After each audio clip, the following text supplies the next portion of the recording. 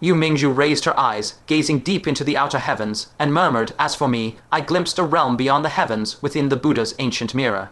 Her tone suddenly grew resolute. "I will make a journey there to seek a chance to change your fate." Fang Chen's heart clenched. He asked in a deep voice, "What if I try to keep you here?" Yue Mingzhu put her hands on her hips, lifted her chin with proud spirit. "Can't bear to part with me." "Then beg me, and I won't go, hee." Fang Chen stepped forward and embraced her tightly, his voice slightly hoarse. "Please don't." Yue Mingzhu hastily covered his mouth. The playful smile on her face instantly vanished, replaced by a sorrowful expression.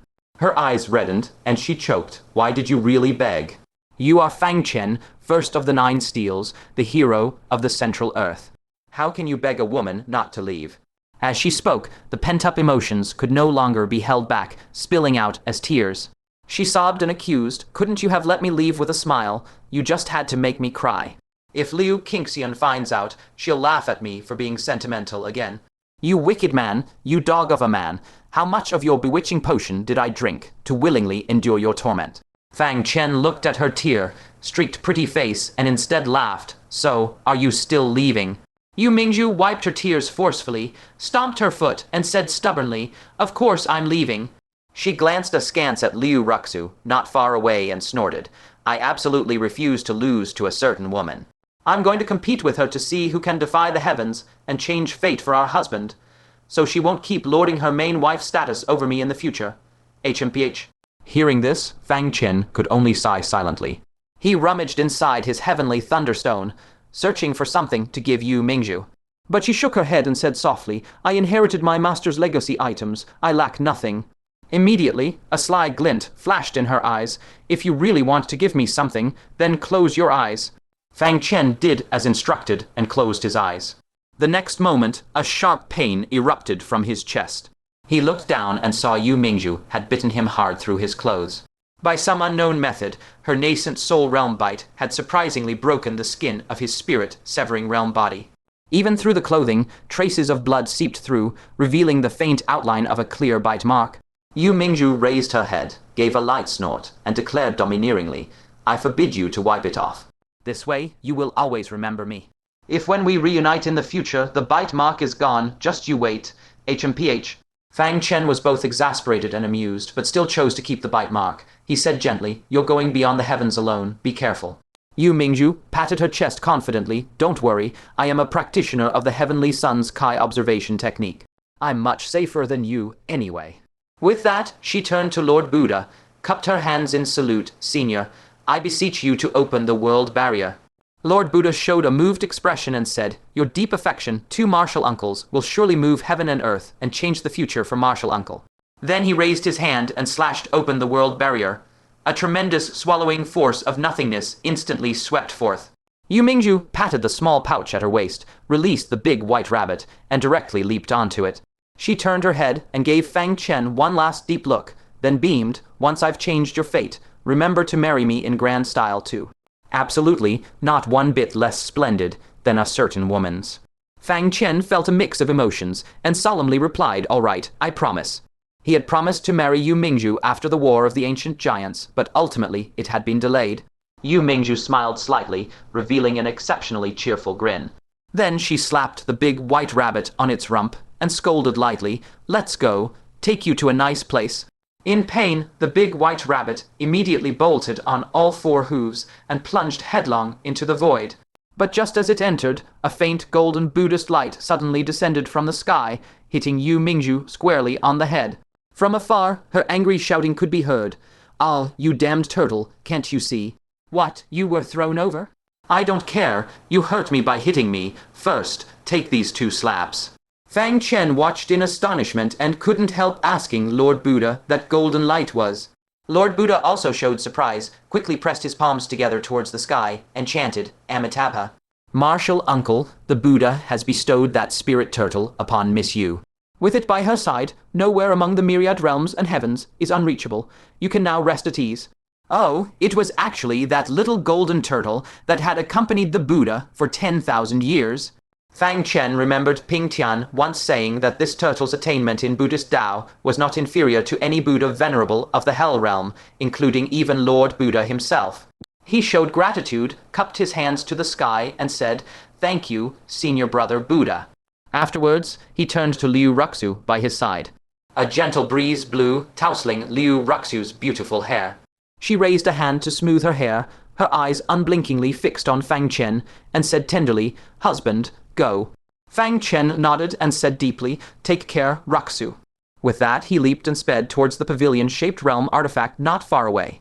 But at that moment, as if suddenly sensing something, Lord Buddha swept his Kaseya, which instantly transformed into a sky-covering giant curtain, shielding above Fang Chen. A hair-raising, tearing sound rang out as a terrible force struck without warning, blasting a huge gap in the Kaseya on the spot. The residual karmic ripples still carried an annihilating killing intent, sweeping outward. Lord Buddha rushed over like a teleport, shielding Fang Chen behind him, his eyes burning with Buddhist light, and shouted sternly, "Bloodthirsty karma, Blood Lake Domain Lord." Upon the heavenly canopy, a gigantic Asura with dark red skin slowly descended. Above its head hovered 9 Kai vortexes, clearly marking it as a 9, Hell's Asura Emperor. The Blood Lake Domain Lord's eyes gleamed with malevolence, fixed on Fang Chen, and he grinned fiendishly, "Heh. I've been waiting for you all. Leaving the Hell Realm won't be so easy." Lord Buddha urgently said, "Martial uncle, I'll trap him. You seize the chance to leave." Fang Chen, however, looked solemn and shook his head. He isn't the only one here. For someone to evade Lord Buddha's senses so completely that he hadn't detected anyone hidden nearby for so long, there was only one possibility. That was, someone had blocked Lord Buddha's perception. Indeed, as his words fell, the entire heavenly canopy rippled violently like water. Then, its true form was revealed. There was a dense mass of Asuras, coalescing into a gigantic black cloud, gloomily looming over their heads. Among them, one had 9 swirling vortexes above its head, and constantly emitted intense karmic power. It was precisely this entity's presence that had perfectly blocked Lord Buddha's perception. Lord Buddha's expression slightly condensed as he spoke heavily. "Heavenly Eye Karma, Giant Mountain Domain Lord, you've come too." The intelligence he had received indicated that 2 domain lords were in pursuit, but now it seemed there were a full 4. It seemed that the bounty on an Asura Emperor's opportunity had aroused too many covetous desires, to the point where everyone wanted to kill Fang Chen to claim the reward. Fang Chen looked at the pavilion realm artifact blocked solidly by the black cloud, and his heart sank. Just who had put out this bounty, it had landed him in such a troublesome predicament. For now, the only solution was to request the aid of a sage from the Central Earth. But just as he was about to take out the Moon Realm, a familiar voice came coldly from the black cloud. "No need to call for help. You won't have the chance." Fang Chen looked up and saw the black cloud slowly part. A patchwork angelic being, amidst the flattery of many experts of the seductive ghost race, slowly walked forward. She wore a crown, her gaze imperious, exuding a majestic aura completely different from before, like a supreme being that had long held high authority. The Blood Lake Domain Lord and Giant Mountain Domain Lord both bowed respectfully. The dozen or so Asura emperors present, and countless Asura kings, also all bowed with utmost reverence. Fang Chen watched in a daze. This was Hua Xin. What stunned him even more was that Lord Buddha beside him also saluted and said, "Greetings, Netherworld Realm Lord." Who? Netherworld Realm Lord? Fang Chen gasped sharply. Hua Xin was the first Netherworld Realm Lord who had fallen in the Heavenly Realm 10,000 years ago. He felt as if 10,000 horses were thundering through his mind, utterly shocked beyond words. Hua Xin sat back, and 2 Asura emperors swiftly fetched a throne over. She had just seated herself, crossing her long, shapely legs with natural grace, a faint, mocking smile on her face as she looked down at Fang Chen. "Heh, Sparkflame Venerable, do you still recall what you did to me over this year?" Fang Chen cleared his throat dryly and said, "Hua Xin, Senior Yellow Springs Realm Lord, I recall that I treated you quite well. I provided you with free food and lodging, not taking a single coin. How am I not your benefactor?" Ha! Hua Xin was so infuriated she laughed. She slammed a palm on the armrest, grinding her silver teeth. "Then let me help you remember. Who took my soul-condemning brush?" Fang Chen coughed dryly. "It was me." "Who tricked away my yin marrow tiger tally?" "Also me." "Who imprisoned me in the wraith crystal?" "Seems it was me again." "Who beat me with the divine wood and forced me to transcribe the sacrificial inscriptions from memory?" "How is it always me?" Hua Xin, in one breath, rattled off all the evil deeds Fang Chen had done to her like pouring beans out of a bamboo tube. A dead silence fell around. Even Buddha Lord slightly widened his aged eyes, staring at Fang Chen in astonishment. Wait, are you raising a realm lord like a dog?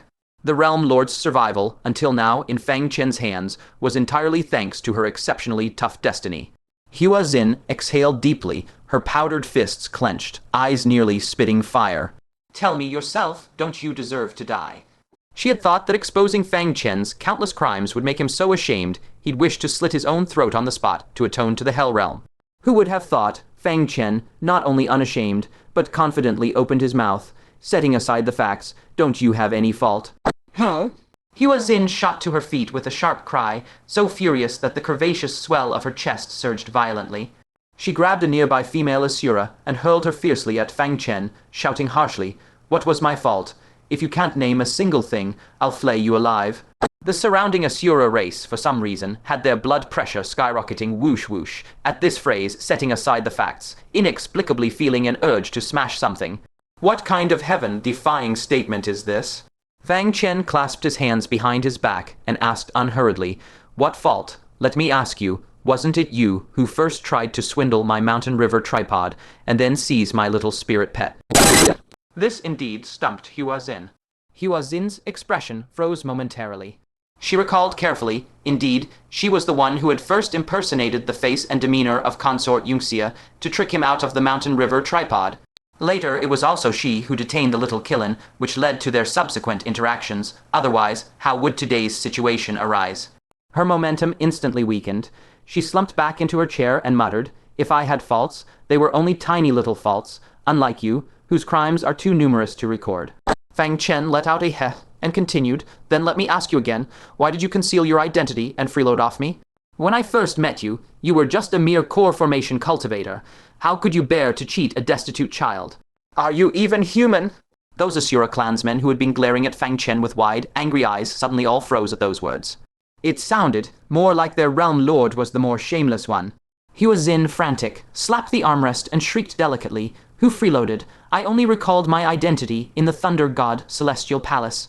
Fang Chen understood privately, so it was in that Thunder God Celestial Palace that she recovered her memories.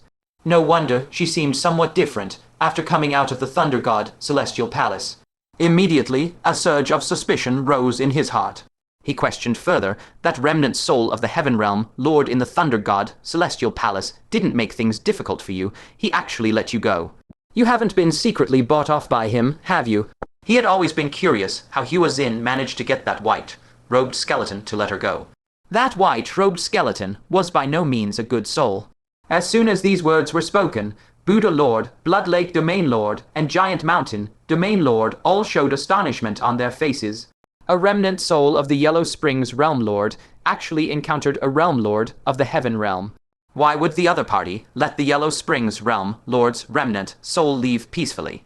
This was simply highly unreasonable. The Asura emperors present also sank into deep thought, their gazes gradually revealing traces of suspicion. Could it be, as Fang Chen said, that Hua Xin had long been taken under the wing of that Heaven Realm Lord? At the thought that within the Hell Realm there might suddenly appear a spy realm lord belonging to the Heaven Realm, everyone present felt a chill of terror. "What nonsense are you spouting, I am?" Hua Xin immediately panicked and hastily tried to explain. But halfway through her words, she suddenly remembered that the truth of that matter absolutely must not be spoken.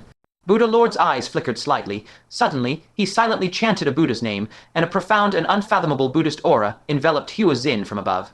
At this moment, Hua Xin was merely a one-breath angel captain, her strength only equivalent to a heavenly man first decline and a one-crown Asura king.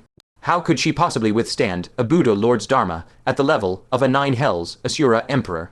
In an instant, Hua Xin felt her mind daze, and she blurted out her true inner thoughts. I said I was Fang Chen's wife, and could lure Fang Chen back to rescue me. That's why he spared my life." The sky suddenly fell into a deathly silence.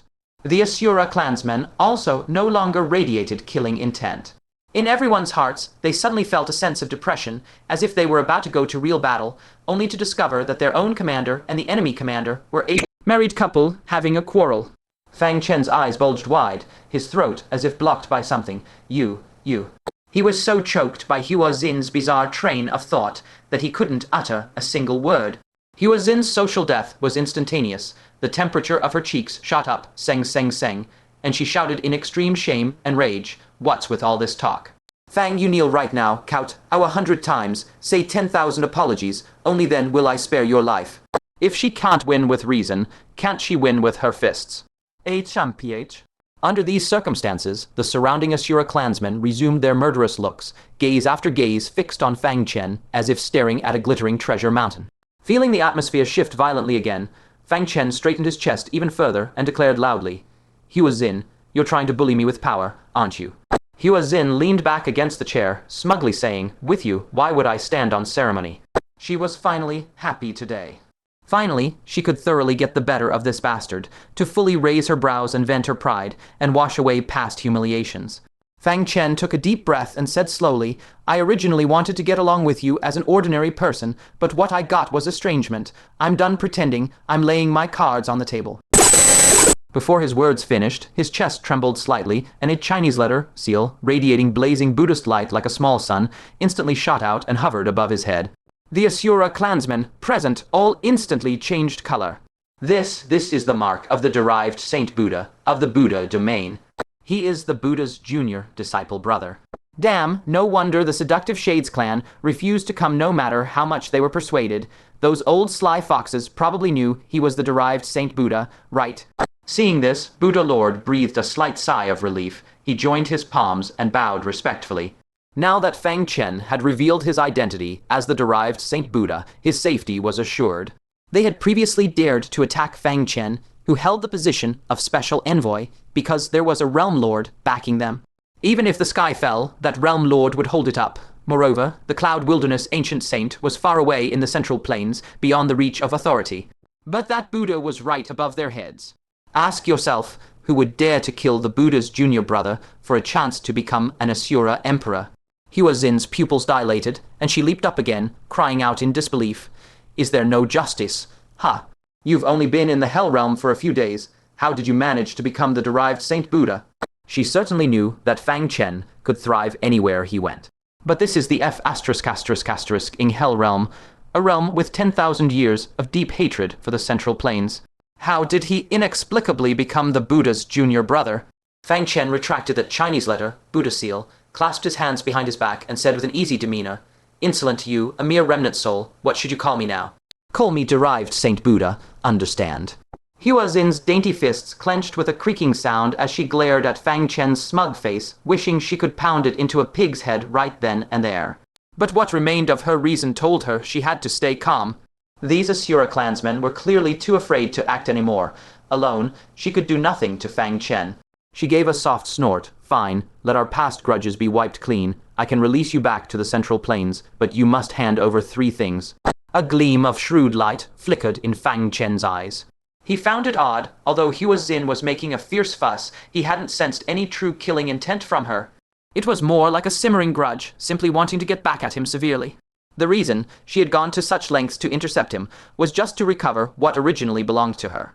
Hua Xin extended 3 fingers and listed them one by one. "First, return the execution pen to me." As expected, the first item demanded was the execution pen. "Second, give me the Hell Soul Bell." Hua Xin had personally witnessed Fang Chen using this realm artifact, so it was no surprise that she knew about it and wanted it back. But these words greatly shocked the hearts of the Asura clansmen present. How could a mere man from the Central Plains possess 2 realm artifacts from the Hell Realm? Unconsciously, they glanced at the top, grade spirit tools they held, then at the realm artifacts in Fang Chen's hands. For a moment, they truly couldn't tell who, between themselves and Fang Chen, seemed more like an authentic Asura.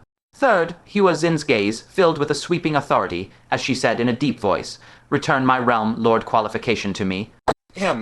Fang Chen had no objection regarding the 2 realm artifacts. They were indeed in his possession. But as for the realm lord qualification, how on earth did it end up being pinned on him? He said irritably, "Who taught you to pull this kind of scam? Where am I supposed to conjure up a realm lord qualification for you?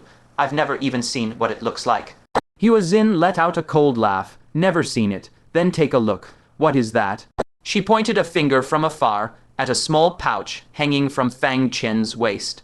Instantly that little pouch, as if sensing something, began jumping wildly and joyfully, causing the entire pouch to tremble and sway incessantly. Fang Chen looked down, and his mind went momentarily blank. wasn't what was in that pouch, that tiny wild rabbit, which hadn't even grown eyes yet. The first time, Yue Mingzhu was walking at night when she suddenly stepped on it, nearly spraining her foot. The second time, while being chased by the calamity, vanishing black lotus, it slammed head first into Yue Mingzhu's belly. This tiny thing was actually the Realm Lord qualification. But a sudden, jarring thought exploded in Fang Chen's mind. He abruptly recalled that before invading the Hell Realm, he had asked the ancient sage of Yunhuang if there were any orders or instructions for this expedition. Back then, the ancient sage had answered with only 3 words, "Watch the road." Yue Mingzhu had stepped on this little wild rabbit precisely because she hadn't watched the road. Fang Chen couldn't help but draw a sharp breath. His mind was now crystal clear. The aged ancient sage of Yunhuang had probably known all along that the form of the Realm Lord qualification was this little wild rabbit, which was why he had specifically warned him to pay extra attention to their feet. He swiftly removed the pouch and grabbed the little wild rabbit out of it. The little creature seemed to sense Hua Xin's presence, and for a moment it was so thrilled that its 4 limbs flailed about, its tiny waist arched and bounced, brimming with life. Fang Chen felt a great force throbbing against his palm, numbing it, so that he could barely hold onto that frantic ball of light. Hua Xin's eyes blazed like fire as she stared fixedly at his hand and shouted fiercely, still claiming, "You didn't take my Realm Lord qualification, give it back." The Domain Lords and Asura Emperors present all shook with shock, their faces filled with terror. The Realm Lord qualification that the Realm Lords had searched for in vain had long been taken into the possession of this human youth. Fang Chen couldn't help but hesitate. He thought to himself, this Hell Realm Lord qualification was of little use to him, and if he could exchange it for some benefits from Hua Xin, it wouldn't be impossible. Just as thoughts raced through his mind, the firmament suddenly shook with a deafening tremor. Several immensely majestic black projections thundered down from the void, one after another, casting onto the vast earth. Many Asura experts' faces instantly paled. They hastily bowed in salute, voices filled with awe. "We greet the Realm Lords." The last time all 8 Realm Lords had descended in projection simultaneously was during the Heaven, Shaking Crisis, when the undying divine tree was born and shook the foundation of the Hell Realm. Now the emergence of the Yellow Springs Realm Lord qualification had once again drawn these supreme beings together. A deep, rumbling voice rolled out from a ferocious, hideous, gigantic projection. "Human, you have stirred up enough trouble in my Hell Realm. Hand over the Realm Lord qualification." Fang Chen raised his eyes to look. The form of that projection was somewhat similar to the true body of the Asura Holy Sun, both belonging to the bloodthirst Asura clan. He narrowed his eyes and said coldly, "So it was you who issued the kill order against me, and even offered a bounty of an Asura Emperor opportunity." Only a Realm Lord could casually produce an Asura Emperor opportunity. Initially, he had also suspected the other Shore Realm Lord, but on second thought, though that Realm Lord was stingy and held grudges, she didn't like to scheme in the shadows. If she truly wanted to trouble him, she would have long since descended in projection to deal with him directly. Why bother with a bounty? As for the other Realm Lords, he had never offended them, and they should all be aware that it was Fang Chen who activated the True Steel and saved the Hell Realm. They had no reason to hate him so deeply. There was only one Realm Lord who was an exception. That was the Asura Holy Sun's own father, the bloodthirst Asura Realm Lord. For the sake of rescuing this son who carried the Dark God bloodline, he had not hesitated to act boldly despite severe consequences, showing how much he valued the Asura Holy Sun. Yet the Asura Holy Sun had been forced by Fang Chen to have his cultivation fall back to Asura King, and his 1,000-year scheme in the Central Plains had been completely ruined. It was entirely reasonable that he hated Fang Chen. Now, the other Realm Lords remained silent. The answer was already obvious. The projection of the bloodthirst Asura Realm Lord declared with arrogant dominance, "So what if it is? To have this Realm Lord personally issue a bounty is the greatest glory of your ant-like existence." Heaven and earth fell into dead silence at his words. Everyone held their breath and focused, not daring to exhale. Even though this pressure was directed at Fang Chen, the majesty of the Realm Lord still left their hearts trembling with unease. Fang Chen remained unafraid, sneering dismissively, "Just like your son, always fond of playing dirty tricks from behind. 1,000 years ago, when your wife betrayed, if you weren't pulling the strings behind it, I wouldn't believe it." Previously, he hadn't known the true power of the Hell Realm and hadn't thought too deeply about it. Looking back now, how could Dongfeng Canyu and a handful of remnants stir up such storms throughout the entire Hell Realm? The domain lords of the 9 domains were all top-tier existences among the 9 Hell Asura emperors. With their joint suppression, how could Dongfang Can you have raised even the slightest ripple? Most likely, some unknown force had intervened from the shadows. The bloodthirst Asura Realm Lord said indifferently, "An ant like you dares to question me. Hand over the Realm Lord qualification, or else. I don't care what special envoy you are." At that moment, a projection of a bald-headed figure clad in an immense Kaseya robe spoke with an aged magnetic voice. "He is not only the special envoy, but also my junior brother." The bloodthirst Asura Realm Lord's figure wavered slightly, and he let out a heavy snort. "I didn't say I would do anything to him. It's just that unless he hands over the Realm Lord qualification, he is not permitted to leave." The other Shore Realm Lord, who had remained silent for a long time, took over in a sultry voice. "Honored Starfire, the Realm Lord qualification cannot be taken back to the Central Plains by you. Hand it over, for your own sake, and for the sake of your wife." Upon hearing that last sentence, Fang Chen's expression instantly turned severe. Liu Ruxu was going to stay in the Hell Realm for further training. Now that he had offended the Realm Lords to this extent, how could his wife possibly have peaceful days in the future? Gazing at the 8th sky, filling projections, he said in a deep voice, "Fine, I'll leave the Realm Lord qualification behind, but there is only one. To whom should I give it?" From the tone of their earlier words, they were clearly not here to back Hua Xin, but to snatch the Realm Lord qualification. The bloodthirst Asura Realm Lord shouted impatiently, "Give it to the Blood Lake Domain Lord." The Sky Eye Asura Realm Lord immediately retorted, "No, give it to the Giant Mountain Domain Lord." Hua Xin's voice had become shrill with anxiety as she shrieked, "Give it back to me." The projections of the other Realm Lords, except for Buddha who remained unmoved, all trembled incessantly, clearly their minds stirring with schemes. Only their forces had not yet arrived, so they could not directly seize it. The bloodthirsty Asura Realm Lord gave a cold snort, "And, if you dare give it to another, I need not elaborate on what fate awaits your wife, do I?" Fang Chen's eyes abruptly narrowed, a trace of cold light silently spreading within his gaze. The other party was actually openly threatening him. He looked toward the projections of the other Realm Lords. Although they were not so blatant, if he truly gave it to the bloodthirsty Asura Realm Lord, they would surely harbor discontent. This qualification to become a Realm Lord was not something good to give to anyone. Since that was the case, Fang Chen declared brightly, "Allow me to consider a moment." With a flip of his hand, he took out the Buddha's oil lamp and lit it. In an instant, a radiant sphere of Buddhist light enveloped 1,000 Jiang area, within which Fang Chen's figure became translucent, impossible for outsiders to discern clearly. The bloodthirsty Asura Realm Lord growled in irritation, "What are you doing? Show yourself." They absolutely could not allow Fang Chen to leave their sight. Yet within the Buddhist light, there was no response. The bloodthirsty Asura Realm Lord harshly commanded, "Drag him out." The Blood Lake Domain Lord immediately acted. The pinnacle realm of the 9 Hells Asura Emperor unleashed a surging crimson radiance that ruthlessly suppressed the oil lamp's glow. Fang Chen, who was concealed within, instantly revealed his figure. He was currently standing beside Liu Ruxu, pressing the ceaselessly trembling little wild rabbit into his wife's bosom. His other hand steadily held 3 already lit incense sticks.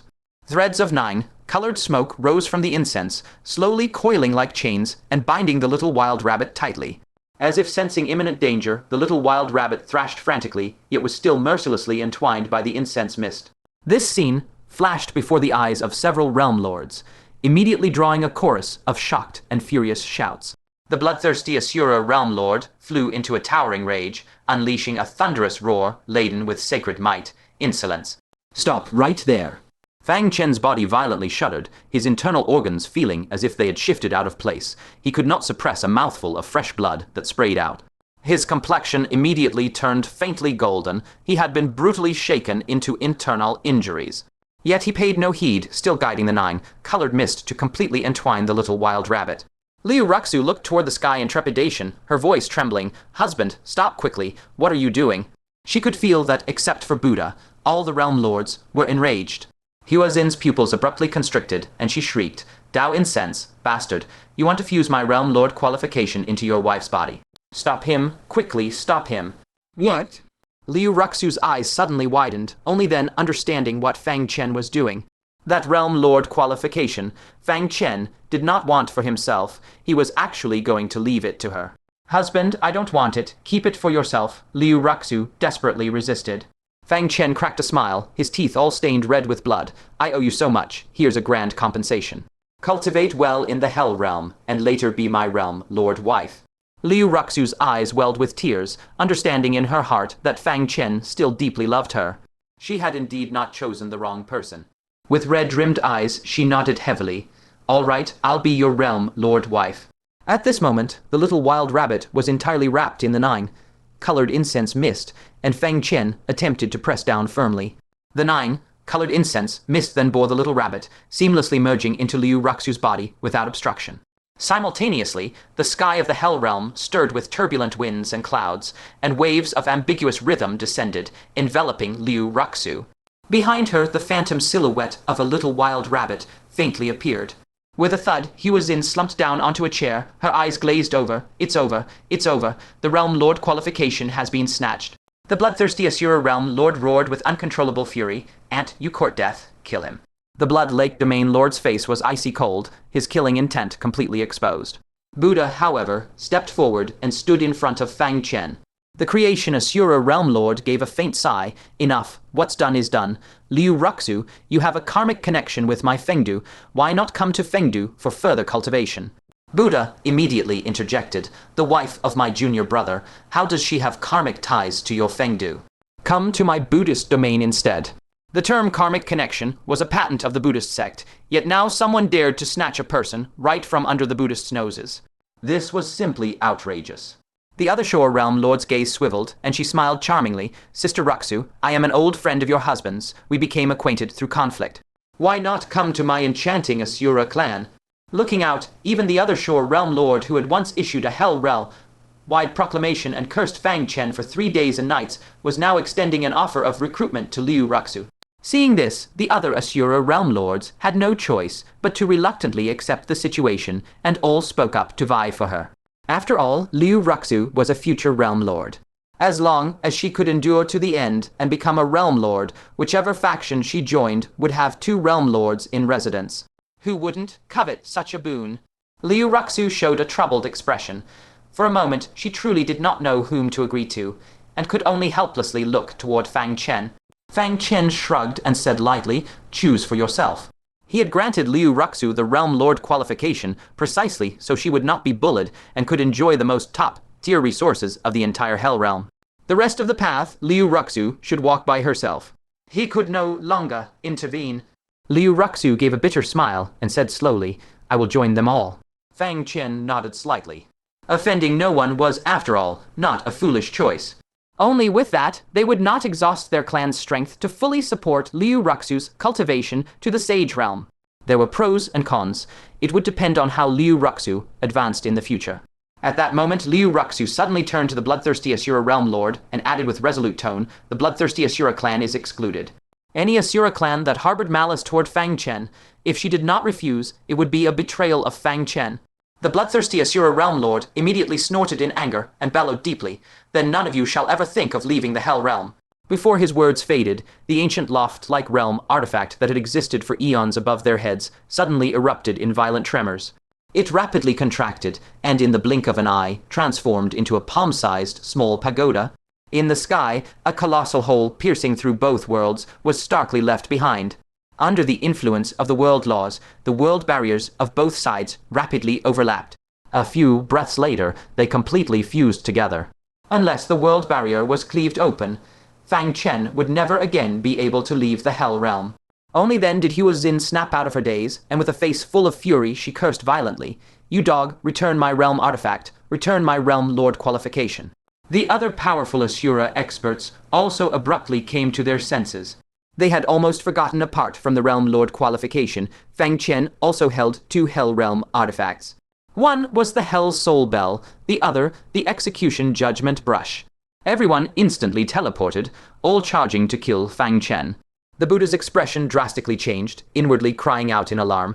Fang Chen probably could not hold onto those 2 realm artifacts. With only his own strength, he could not possibly contend against so many experts. But right at that moment, Liu Ruxu had a flash of inspiration and cried out loudly, I beseech the Realm Lord of the Spatial Eye artifact to lend a hand and help my husband escape. I am willing to first join your noble clan. Back when the Middle-earth army first arrived in the Hell Realm, they initially held the upper hand. The other Shore Realm Lord had borrowed the spatial eye artifact from somewhere, and upon activating it, the 20,000 strong armies of both sides were all scattered and blown asunder by a spatial storm. If activated again now, Fang Chen would be able to temporarily break free. The projection of the Heavenly Eye Sage smiled slightly and declared clearly, "Haha, easy enough." As her words fell, a large eye-shaped bronze artifact materialized before her, appearing out of thin air. The Heavenly Eye Sage added with great satisfaction, "Activate it yourself." She was naturally pleased to facilitate this. Whichever clan Liu Ruxu joined first would be the one she felt the strongest sense of belonging toward. And for her, it was merely a matter of casually lending out a realm artifact. As for the realm artifacts on Fang Chen's person belonging to the creation, Asura Realm Lord, and the dream bewitching Asura Realm Lord, those were not her artifacts. Even if recovered, they would not end up in her hands, so it made no difference if Fang Chen took them away. Liu Ruxu's face lit up with joy, and she decisively activated the spatial eye. In an instant, a massive spatial storm swept forth. The Asura experts who had teleported in were all caught up in it, one after another. Fang Chen was also swept in. He tightly grabbed Liu Ruxu's hand, his face full of reluctance as he urged, "Ruxu, take care of yourself." Tears welled up in Liu Ruxu's eyes once again as she threw herself into his embrace, tilted her head up, and kissed him proactively. Choking with sobs, she said, "Husband, you two, we will meet again." The spatial storm grew ever more violent, completely drowning out their voices, and the tightly embracing pair were finally hurled apart from each other. The Buddha Lord voluntarily stepped into the spatial storm, firmly locked onto Fang Chen's direction, and pursued with all his strength. As long as he found Fang Chen first, he could open the world barrier for him and send him back to Central Earth. After just a short while, with a muffled plop, the spinning Fang Chen crashed violently into a small pool, splashing water several zhang high. Fang Chen choked down several mouthfuls of pool water, finding it salty and bitter at once. He scrambled awkwardly to his feet and looked around. At this glance, he actually found the surroundings somewhat familiar. Fang Chen exclaimed in astonishment, "Isn't this that little pool?" The last time there was spatial chaos, he had been teleported nearby. He remembered there was a waterfall falling from the sky here, converging into this little pool. He had once lamented, how can a waterfall come from the sky? Unexpectedly, when teleported again, he had arrived at this place once more. But now there was no time to think further. He immediately took out the Asura Empress's host artifact. It was time again to seek his elder sister's help. After the Asura Empress materialized, she glanced around and asked with a frown, "Have you gotten rid of the Asura Saint Son already?" Fang Chen smiled bitterly. "That's old news now." "Elder Sister Empress, there is good news and bad news. Which do you want to hear first?" The Asura Empress instinctively stepped back and said warily, "I have a feeling that neither is good news." Fang Chen sighed helplessly. "Then let's start with the bad news. I am being hunted by the entire Hell Realm, and among them are even domain lords under the 9 hells, Asura Emperor." The Asura Empress's pupils constricted sharply, and she blurted out, "Did you tear a hole in the sky of the Hell Realm?" Such beings would absolutely not strike lightly. Fang Chen scratched his head, speaking a bit embarrassedly. "It's nothing much. I just seized the qualification to become the World Lord of the Hell Realm." "What?" The Asura Empress gasped sharply. A World Lord qualification was enough to trigger an all-out war between 2 realms. 10,000 years ago, for a World Lord qualification, the Hell Realm had actually lost 2 World Lords in succession. If not for the fact that saints no longer emerged nowadays, there would definitely be Asura saints among those chasing Fang Chen. The Asura Empress murmured worriedly, "This really is the worst possible news." She steadied herself and pressed, "Then what's the good news?" Fang Chen said, "The good news is that I'm temporarily free, but the Loft World has been taken back, so I have no way to cross realms and return." He scrutinized the Asura Empress with burning eyes, placing all his hope on her, and asked, "Can you cleave open the world barrier?" The Asura Empress smiled bitterly and pointed at the peach blossom mark on her forehead. "If I had the power to shatter the world barrier, I would have cleaved you first." Now this was troublesome. Would he really have to gamble on luck, seeing whether the Buddha Lord found him first or his enemies showed up at his door? The Asura Empress grew anxious as well. When she realized they were at the root of hell, she suddenly concentrated and began to ponder. She said in a deep voice, I recall that the part of the heaven realm that was excavated by your central earth became an expanse of astral winds with no world barrier. Then at the place where central earth excavated the hell realm, might there also be no world barrier, replaced by something else instead? Fang Chen's eyes lit up suddenly. She had a point. Above central earth, there was indeed a vast zone of astral winds, with countless gravel floating within. It was precisely because of this that the heaven, connecting black pillar could pass straight through without being blocked by a world barrier. And the root of hell they were currently at had once been excavated. Might it also have no world barrier? But where exactly was that barrier, less region? Just at that moment, a crashing sound came from the sky, and a waterfall descended from the heavens without any warning. Fang Chen and the Asura Empress both looked up simultaneously, then exchanged a glance, each seeing the sudden burst of light in the other's eyes. Exactly. Where could a waterfall from the sky come from? This can only be falling from Central Earth. The end of the waterfall is Central Earth. Even the Asura Empress grew excited for Fang Chen. After countless hardships, there was finally hope of returning to Central Earth.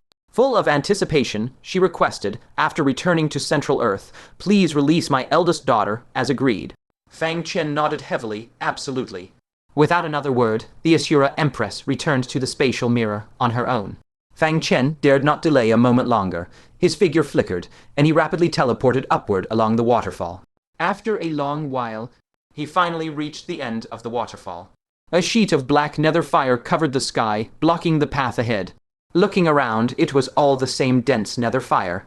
Just like the boundless astral winds above Central Earth, this nether fire exuded an exceptionally dangerous aura. Even from a distance, it made him feel an indescribable chill all over, as if the slightest touch would turn him into cold ashes. Fang Chen's expression instantly turned solemn. He knew well the terror of astral winds. He had used their power to grind the immaculate Great Lord to death. And when the giant kings descended to the lower realm, they never dared to jump directly through the astral winds, but always passed obediently through the heaven, connecting black pillar. This expanse of nether fire before him likely possessed a fearsome power no weaker than the astral winds. How to pass through it? After pondering for a moment, he flipped his hand and took out the immortal king's indestructible bell. Fang Chen carefully maneuvered it into the nether fire. The body of the immortal king's indestructible bell remained unharmed, but the fine cracks on its surface allowed quite a bit of nether fire to seep in. It seemed relying on it alone wouldn't work. After a brief thought, Fang Chen formed hand seals and summoned a mass of angel tribe holy fire, blazing hot and dazzling like the scorching sun. He carefully spread the holy fire along the tiny cracks of the immortal king's indestructible bell, attempting to completely seal those gaps. Strangely enough, the holy fire and the nether fire seemed to counter each other. The blazing holy light actually managed to firmly repel the domineering and sinister nether fire outside. However, the good times didn't last. The ancient immortal king's indestructible bell soon began to heat up and glow red. Although not yet damaged, one could well imagine how terrifying the temperature inside must be. Who knew how thick the layer of nether fire above was? If he went halfway, and the temperature eventually soared to the point of incinerating his body, unable to advance or retreat, wouldn't that be a certain death? Fang Chen thought again, a glint flashing in his eyes, and then took out a large amount of misty demonic fluid, shimmering with eerie light. All of this he had looted from the nascent soul realm fiends, controlled by the Asura Saint Sun, probably half as much as that massive bird's nest held. He couldn't help recalling the scene in the Buddha domain. The Asura Saint Sun had once condensed this demonic fluid into a large umbrella, forcibly blocking the mighty Buddha light that illuminated all things from West Spirit Mountain. So, could this magical misty demonic fluid block the merciless scorching of the nether fire? At this thought, he immediately set about testing it. He tightly wrapped the entire immortal king's indestructible bell in a thick layer of misty demonic fluid and threw it into the churning nether fire once more. To his great joy, the misty demonic fluid truly was effective. No matter how fiercely the outside nether fire scorched, the interior of the immortal king's indestructible bell remained unchanged, completely blocking the terrifying heat.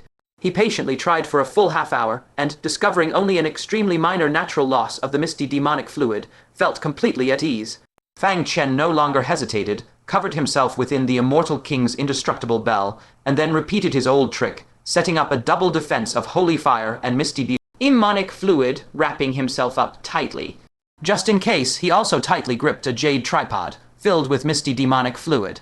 If the immortal king's indestructible bell couldn't hold on midway, he would immediately encase his entire body in the misty demonic fluid. That way, he could surely last a while longer. With all preparations complete, he took a deep breath, leaped up, and flew straight into the vast, boundless black nether fire overhead. But unexpectedly, at that very moment, the immortal king's indestructible bell suddenly sank sharply, as if heavily pressed down by some heavy object. Immediately after, a giggling woman's voice drifted over eerily. Heh, truly, the cycle of heaven's retribution spares no one. To think it was I who found you first. Ah, the whims of fate. Fang Chen's expression instantly stiffened. This voice, could it be Yue Mingzhu? He hurriedly crawled out of the immortal king's indestructible bell to look, and saw Yue Mingzhu standing before him with a beaming smile. And atop that great bell stood, with hands behind her back, a dream enchantment Asura emperor, her aura terrifying. Above her head swirled a full 6 vortexes of Kai. Fang Chen felt his vision go black, a 6 prison Asura emperor. What hope was there now? The smile on Yue Mingzhu's face grew even more smug.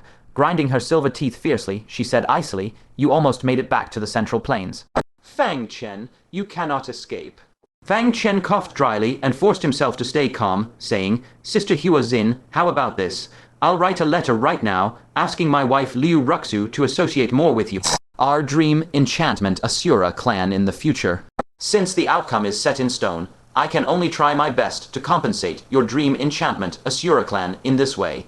What do you think?" At the mention of that, flames of fury erupted in Yue Mingzhu's eyes. She pinched Fang Chen's arm hard and said through gritted teeth, "Should I actually be thanking you then? After snatching away the realm lord qualification she had dreamed of, now you're offering a little charity? Why doesn't this cur just drop dead?" Fang Chen grunted in pain, then also flared up. "I truly shouldn't have shown that bit of mercy back then.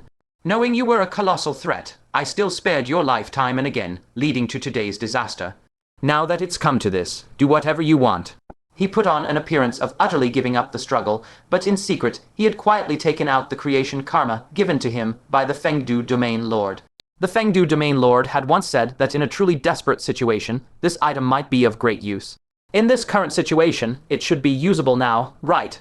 Watching Fang Chen's appearance of being resigned to slaughter and giving up resistance, Yue Mingzhu suddenly found it utterly dull. If she truly wanted to kill Fang Chen, would she have let him live and kick around until today?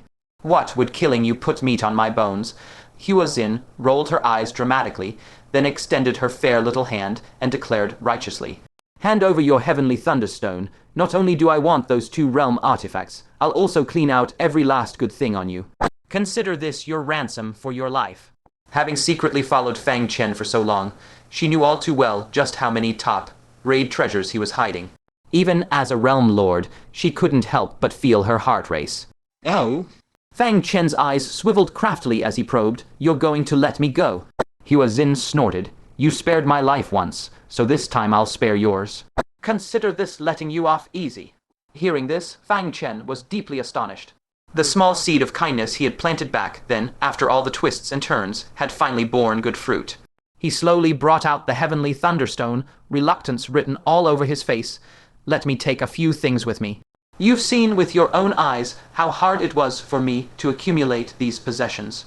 I went through life and death struggles. You could say it was 9 deaths in one life. Can you bear to take it all?" Yue Mingzhu snatched the heavenly thunderstone in one swift motion and snorted, her delicate nose scrunching. "You dare speak. You even gave my realm lord qualification to your wife. How could I be as vicious as you?" That said, she eagerly scanned the storage space, and her eyes lit up instantly. Inside not only were those 2 realm artifacts, but there was also a mysterious realm artifact gourd, a strange dog bowl, that miraculous void fishing rod, and many more dazzling peerless treasures. "Ha ha, jackpot, jackpot, I've hit the jackpot." Yue Mingzhu laughed heartily in delight.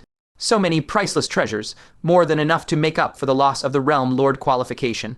Fang Chen, his face racked with pain, as if his heart were being sliced with a knife, ground his teeth and said bitterly, "To think that I, Fang Chen, who toiled and schemed all my life, ended up making your wedding dress. Yue Mingzhu, how ruthless you are." Seeing Fang Chen completely deflated and miserable, Yue Mingzhu could no longer hold back and burst into uproarious laughter, clutching her belly. The pent-up resentment from her long imprisonment was instantly swept away. Just then, several extremely powerful auras were rapidly approaching. Seeing this, Hua Xin waved her hand with a beaming smile. All right, get lost quickly. Any later, and I can't guarantee you'll leave the Hell Realm alive, you know. At her signal, that's 6. Brazen Asura Emperor slowly withdrew from the Immortal King's indestructible bell and silently stood guard beside Hua Xin. Fang Chen cast one last anguished look at the heavenly thunderstone, then turned and plunged into the Immortal King's indestructible bell, letting out a reluctant roar. Hua Xin, just you wait. Before his words even faded, he, bearing the Immortal King's indestructible bell, charged headlong into the churning yin fire. P.F.F. From behind, Hua Xin laughed heartlessly and loudly. This is killing me with laughter. This bastard actually got his comeuppance today. Let him be arrogant, let him be self-righteous in the end. He still landed solidly in my hands. As she was laughing in smug oblivion, all of a sudden, the heavenly thunder stone in her hand flashed with purple light. Before she could react, a jade bracelet shimmering with a lustrous purple glow was slipped onto her wrist. The bracelet looked quite beautiful and delicate, except it was flickering with an extremely ominous spatial fluctuation. The 6, Brazen Asura Emperor behind her, suddenly narrowed his eyes and blurted out in a low cry, "No." He reached out like lightning to grab hold of Hua Xin, but his palm suddenly grasped nothing but air. Hua Xin had been forcibly pulled into the surging yin fire. They saw the black yin fire roiling violently. The Immortal King's indestructible bell, having departed, returned, its enormous mouth suddenly swooping down to scoop Hua Xin right inside. Immediately after, the dense demonic liquid resealed the bell's mouth, and with a whoosh, it plunged back into the depths of the yin fire. Fang Chen's arrogant laughter followed soon after. If you want your realm lord back, send 10 Asura Emperors to the Central Plains to find me. If there's one less, I'll kill the hostage. The 6, Brazen Asura Emperor's face drastically changed, and he desperately gave chase with all his might. However, the moment he stepped into the yin fire for a brief moment, he was scorched by the terrifying temperature, smoke billowing from his body, and he wailed as he retreated backwards. He stared blankly in the direction where Hua Xin had vanished, his eyes glazed over, utterly dumbfounded on the spot. He had often heard the realm lord curse Fang Chen through gritted teeth, calling him a creature 100 times more cunning than a wild dog. He had never truly understood what more cunning than a dog meant. Now, with this live demonstration from Hua Xin, he finally understood it in a bone, deep, unforgettable way. Even after completely stripping Fang Chen of all his treasures, he still managed to turn the tables on the spot. Not only did he take back the heavenly thunderstone, but right in front of him, a 6, Brazen Asura Emperor, he kidnapped Hua Xin. He clutched his head with both hands, utterly unable to fathom how Fang Chen could be so ridiculously, divinely treacherous. Whoosh, whoosh, whoosh. The Buddha Lord and the Blood Lake Domain Lord arrived in quick succession, followed closely by several Asura Emperors with sky-high cultivations. Where is Fang Chen? The Blood Lake Domain Lord demanded with a dark face and stern shout. The 6, Brazen Asura Emperor woodenly pointed upward and said, "He crossed into the yin fire and fled." Everyone was stunned for a moment. The Blood Lake Domain Lord cursed in extreme fury. That guy actually managed to forcibly traverse the yin fire. Doesn't that mean he can casually infiltrate our hell realm anytime, damn it? The Buddha Lord, however, breathed a slight sigh of relief inwardly and smiled faintly. Martial Uncle's methods are indeed inexhaustible. After a pause, he glanced at the 6, Brazen Asura Emperor with confusion and asked, "Just now, I clearly sensed the aura of the Yellow Springs Realm Lord. Where is she now?" The 6, Brazen Asura Emperor woodenly pointed at the yin fire, "Kidnapped." The entire scene instantly fell into a deathly stupor. Hua Xin had been captured by Fang Chen again, deep within the yin fire. The Immortal King's indestructible bell was shuttling upward at great speed. Inside the bell, the atmosphere was eerily quiet. Hua Xin pressed tightly against the bell wall, her hands protectively crossed over her chest, tears almost falling. "Fang Chen, I know I was wrong. Please spare me this time." Hearing this, Fang Chen stretched out his hand with a beaming smile. Hua Xin hurriedly and carefully handed over the heavenly thunderstone, then instantly pulled her hand back like a startled fawn. Fang Chen lowered his head and inspected carefully, confirming nothing was missing, then contentedly tucked it into his robes. Having done all this, he turned with a cheerful smile toward the pitiful Hua Xin before him. Fang Chen sneered mockingly, "Ha, so much for wondrous fate. Still think it's so wondrous now." Hua Xin burst into tears, sobbing, "Not wondrous anymore, not wondrous at all. I hate fate." Fang Chen reached out to lift her chin, scoffing coldly. "The heaven's cycle of retribution spares no one. So, still believe in reincarnation?" Hua Xin whimpered and pleaded, "Woo woo, woo, I never want reincarnation again." Fang Chen pressed further, "And still think you made a killing?" Hua Xin answered between sobs, "Woo woo, woo, I've taken a total loss." Still not vented, Fang Chen pulled out a small leather whip and weighed it in his hand. He roared angrily, "You damn ghost, incited people to ambush me, coveted my realm artifact, and even wanted the treasures I nearly died to obtain." At the sight of the whip, Hua Xin trembled all over and hastily hugged Fang Chen's leg, begging, "Don't hit me, I'm also your realm lord wife." Fang Chen cursed inwardly. This Hua Xin still dared bring that up after earlier spreading lewd rumors about him, making the entire Hell realm know of this. Furious yet amused, he raised the whip high, but in the end couldn't bring himself to lash it down. He snorted coldly, "Humph, since you didn't harm me either, I'll spare you this once. Stay obediently inside the spatial mirror, and wait for someone from Hell realm to ransom you." Looking relieved, Hua Xin was tossed into the spatial mirror. Seeing a little angel suddenly appear, the Shura Empress was momentarily stunned. She asked curiously, "Isn't this the little angel Hua Xin, with an angel's body but a Shura soul? Why so miserable? Did you get beaten?" Fang Chen huffed heavily. "What angel? Just a wisp of a realm lord's remnant soul. Keep an eye on her, and don't let her stir up trouble." The Shura Empress nodded, first puzzled. "Oh, a remnant soul of a realm lord." Then she suddenly jumped in shock. "Wait, she's what?" Within the spatial mirror, the dark Shura race all widened their eyes in unison. Hua Xin looked utterly embarrassed. Once Fang Chen's consciousness withdrew, she straightened up and lowered her voice. "I'm not like you. I'm actually Fang Chen's realm lord wife. I just made him angry and got a taste of domestic violence. That's all. He'll release me soon." The Shura Empress felt dizzy. How could those two words possibly connect? Hua Xin then began scrutinizing them and asked in surprise, "And who are they? You kind of look alike. Don't tell me your family. Could it be your whole family of 4 got captured by him?" The Shura Empress flushed crimson and replied awkwardly, "Oh no, not at all. These 3 are my distant relatives. It's only natural we resemble each other a bit." Tiankin hastily let out a hollow laugh. Yes, relatives, right. Just relatives." Tianjian and Tianj also turned their faces away, murmuring quietly, "We're not that familiar." Outside, Fang Chen felt a wave of relief and pleasure. He had nearly fallen into Hua Xin's hands. Luckily, quick thinking made him secretly hide a soul connection bug up his sleeve, turning the tables at the last moment. At last, he could return to the middle realm in peace. Still, he faintly sensed that he had forgotten something rather important. Beside the abyss of the root of hell, in that abandoned camp, Huang Quan groggily opened his eyes and stretched. He muttered contentedly, "So comfortable. Haven't slept like this since leaving Master's divine transformation ruins. Wasn't there a war outside? Why is it so quiet?" He stepped out and saw a towering tree and an empty, desolate land. The wild wind howled past, ruffling his robes in disarray. He shouted in confusion, "Where is everyone? Hey, anybody here?" Only his echoes carried across the vast emptiness. A strange sense of familiarity welled up in him.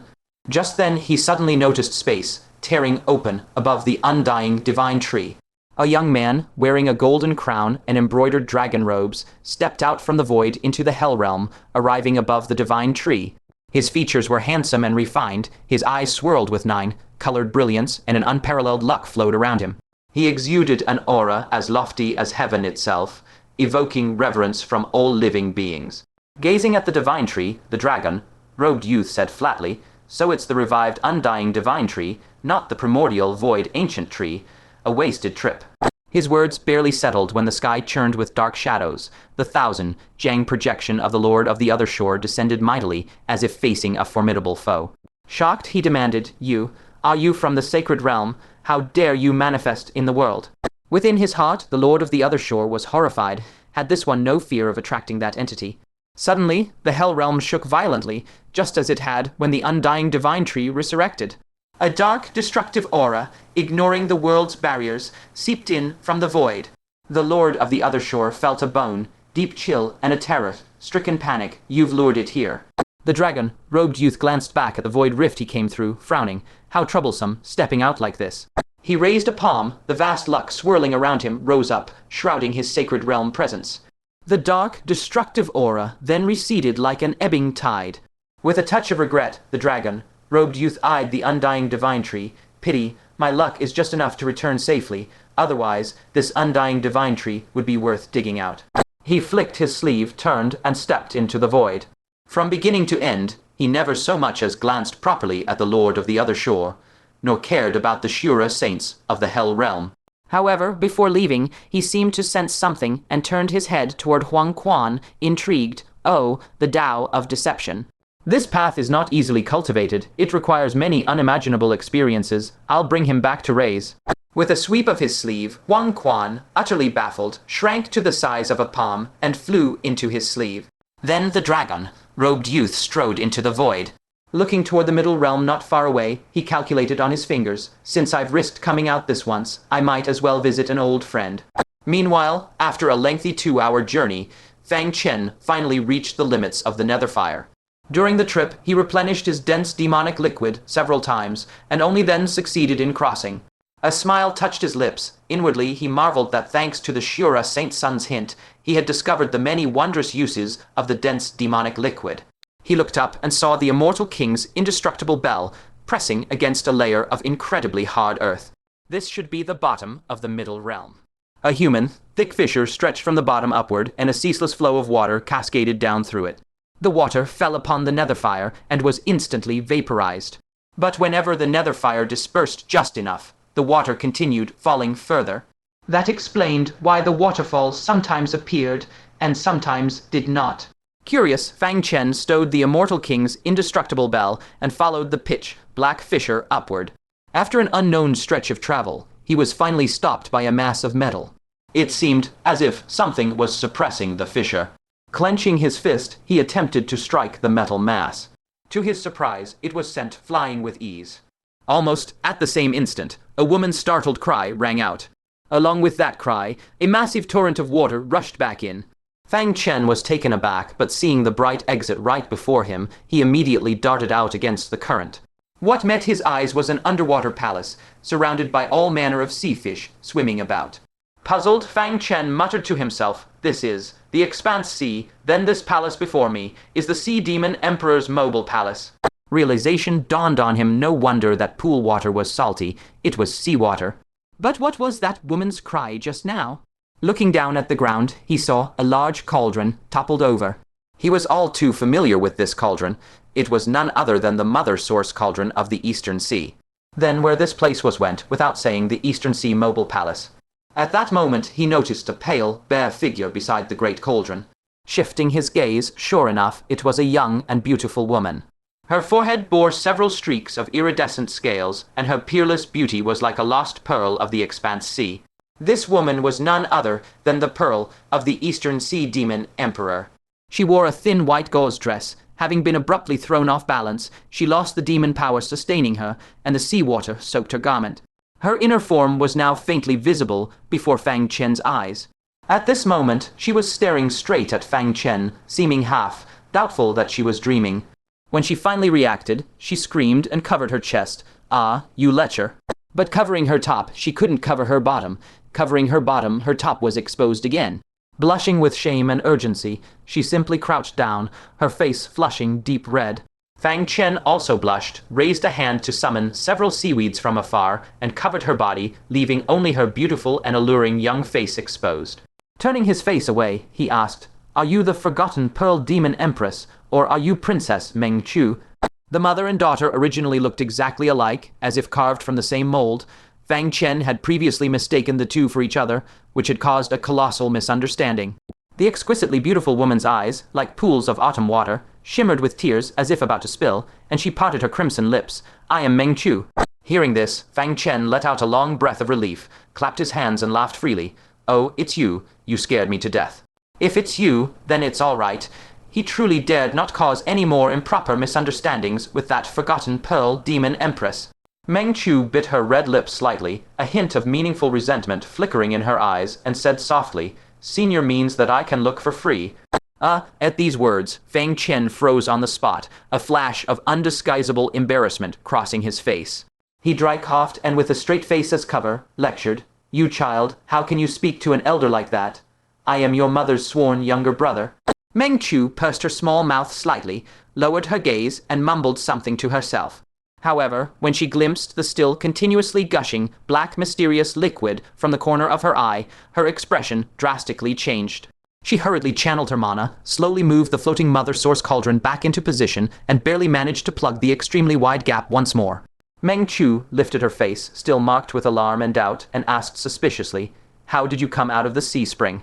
By now, Fang Chen had also fully regained his senses. Gazing at the deep, eerie sea spring before him, his heart surged with intense shock. He looked thoughtfully at Mingzhu and said, "Mingzhu, I recall that your sea demon tribe seems to be contaminated by this mysterious liquid leaking from the spring." Mingzhu nodded her pointed, snow-white chin and said softly, "It contains an extremely bizarre and strange power that slowly accumulates in our sea demon tribe's bodies. If not cleared in time, the body will undergo a terrifying mutation, like Meng Kong, who went from a great beauty to a mountain of flesh devoid of reason." As she spoke, intense curiosity arose in Mingzhu's vivid eyes, and she pressed, "Since you burst out of the sea spring, could it be you've been to the source of this spring? What exactly is that place? Why does this mysterious liquid continuously flow out of it?" A complex, bitter smile appeared on Fang Chen's face, and he sighed softly. "I should have thought of this long ago." Previously, Liu Ruxu had inadvertently mentioned that if humans absorbed yin kai for a long time, their bodies would undergo strange changes. At that time, he immediately thought of the sea demon tribe in the middle continent. Now, everything is finally clear. It turns out that the yin kai from the netherworld invaded the vast sea along underground fissures, and after absorbing yin kai for countless ages, the sea demon tribe's bodies eventually mutated. Unaware of the truth, the tribe had simply and crudely suppressed the mother source cauldron tightly over the fissure. Fang Chen was filled with myriad emotions. Who could have imagined that the terrifying sea spring that had plagued the sea demon tribe for countless years was, in truth, merely a fissure connecting to the netherworld? He briefly explained the causes and consequences to Mingzhu. Upon hearing this, Mingzhu was utterly stunned on the spot, murmuring in a daze, So this is the root of the nightmare that has trapped us for several thousand years." Fang Chen reached out and produced a radiant 100 spirits pill, pulled Mingzhu's hand over, and solemnly placed it in her palm, saying gently, "I once promised your mother I would find a spirit pill to cure your sister's bodily mutation. Now, this promise is finally fulfilled." Mingzhu blankly clutched the spirit pill in her hand, lowered her head with a complicated expression, and was momentarily speechless. Fang Chen gave her a deep look, smiled freely, and said, "Then I shall take my leave. Give my regards to your mother." Mingzhu lightly nodded, and just like that, with her face tilted upward, she watched as Fang Chen's figure rose like a streak of fiery light and shot towards the boundless sea. Our face. Even after his silhouette had completely melted into the vast horizon, she still stared blankly at the sea, at the void that had returned to tranquility for a long, long time. A long while later, two figures, a man and a woman, seemed to sense the commotion here and came flying over at extreme speed. The man was astonishingly handsome, and the woman was also extraordinarily beautiful. Even more uncanny was that when the three newcomers stood together, their features were as if carved from the same mold, almost indistinguishable. The woman who arrived wore a soft pink long dress, and between her brows brimmed a lively, youthful aura. She rushed straight to the person crouching on the ground and asked anxiously, "Mother, are you all right?" The one crouching on the ground, the Mingzhu, more precisely, the real forgotten Pearl Demon Empress. She gently stroked the crude garment woven from sea plants on her body, and the corner of her alluring lip curved into an extremely complicated arc. She murmured, as if in a dream, "It's nothing. Mother just had a dream." She lowered her head and silently said to herself in her heart, "A dream where all splendor has faded." Fang Chen's figure was like lightning as he finally shot up into the sky above the vast sea. That familiar air of the middle continent rushed toward him like a tidal wave, filling his lungs, making his heart and spirit soar. He couldn't help but close his eyes and sigh deeply, finally, back. Recalling the journey to the netherworld, though it had only been a few short days, the suffocating obstacles and dangers had dragged on so hazily that it felt like more than a month. Under the clear azure sky stretched the boundless azure waves of the vast sea, fish leaping amidst the shimmering light, seabirds circling and frolicking beneath the clouds. This unfettered, unrestrained scenery threw Fang Chen into a daze, as if suddenly recalling something of utmost importance. He looked around blankly on both sides, and as if in a vision, the phantoms of those two confidantes appeared before his eyes. In an instant, an indescribable look of desolation flickered in his eyes, and he murmured to himself, "No wonder." Back then, Liu Ruxu and Yue Mingzhu both begged me to walk slower and appreciate the unique scenery of the netherworld together. But how could they truly have wanted to see any scenery? Fang Chen bitterly muttered. They only wanted to hold onto a few more memories with me before leaving completely. Pity, I understood too late. His heart felt hollow, as if the most important part had been gouged out, and he wandered aimlessly, trudging alone across the vast sea. After an unknown time, a long, winding coastline finally entered his field of vision. It was the mainland. Fang Chen was stunned for a moment, then subconsciously shook his head, to think I dazedly wandered back to the mainland. So saying, he collected his mind, turned, and prepared to burst through the sky toward the direction of the taking continent. But right at that moment, he suddenly remembered something. Flipping his hand, he retrieved a warm, jade box from his sleeve. Inside, quietly lying there, was a strange insect emitting a faint golden light all over its body. This thing was none other than the mine, linked worm he had forced out from the depths of his soul after ascending to the deity transformation stage. Fang Chen scrutinized the goo insect in the jade box and let out a long sigh. I killed Yao Yu. No matter what, I should give Ling Yin an explanation. And also, I should take this chance to properly probe the depths of this Miss Ling Yin. This woman, truly, even now I can't see through her at all. Fang Chen's gaze deepened as he sank into thought. Back then, with just a casual letter from Ling Yin, the high and mighty Elder Tianji actually stripped like a dog and ran a mad lap around the entire middle continent. Elder Tianji was a genuine deity transformation stage existence. How could Ling Yin, merely with a single letter, command such terrifying authority? Could it be that she too is a deeply hidden deity transformation stage cultivator?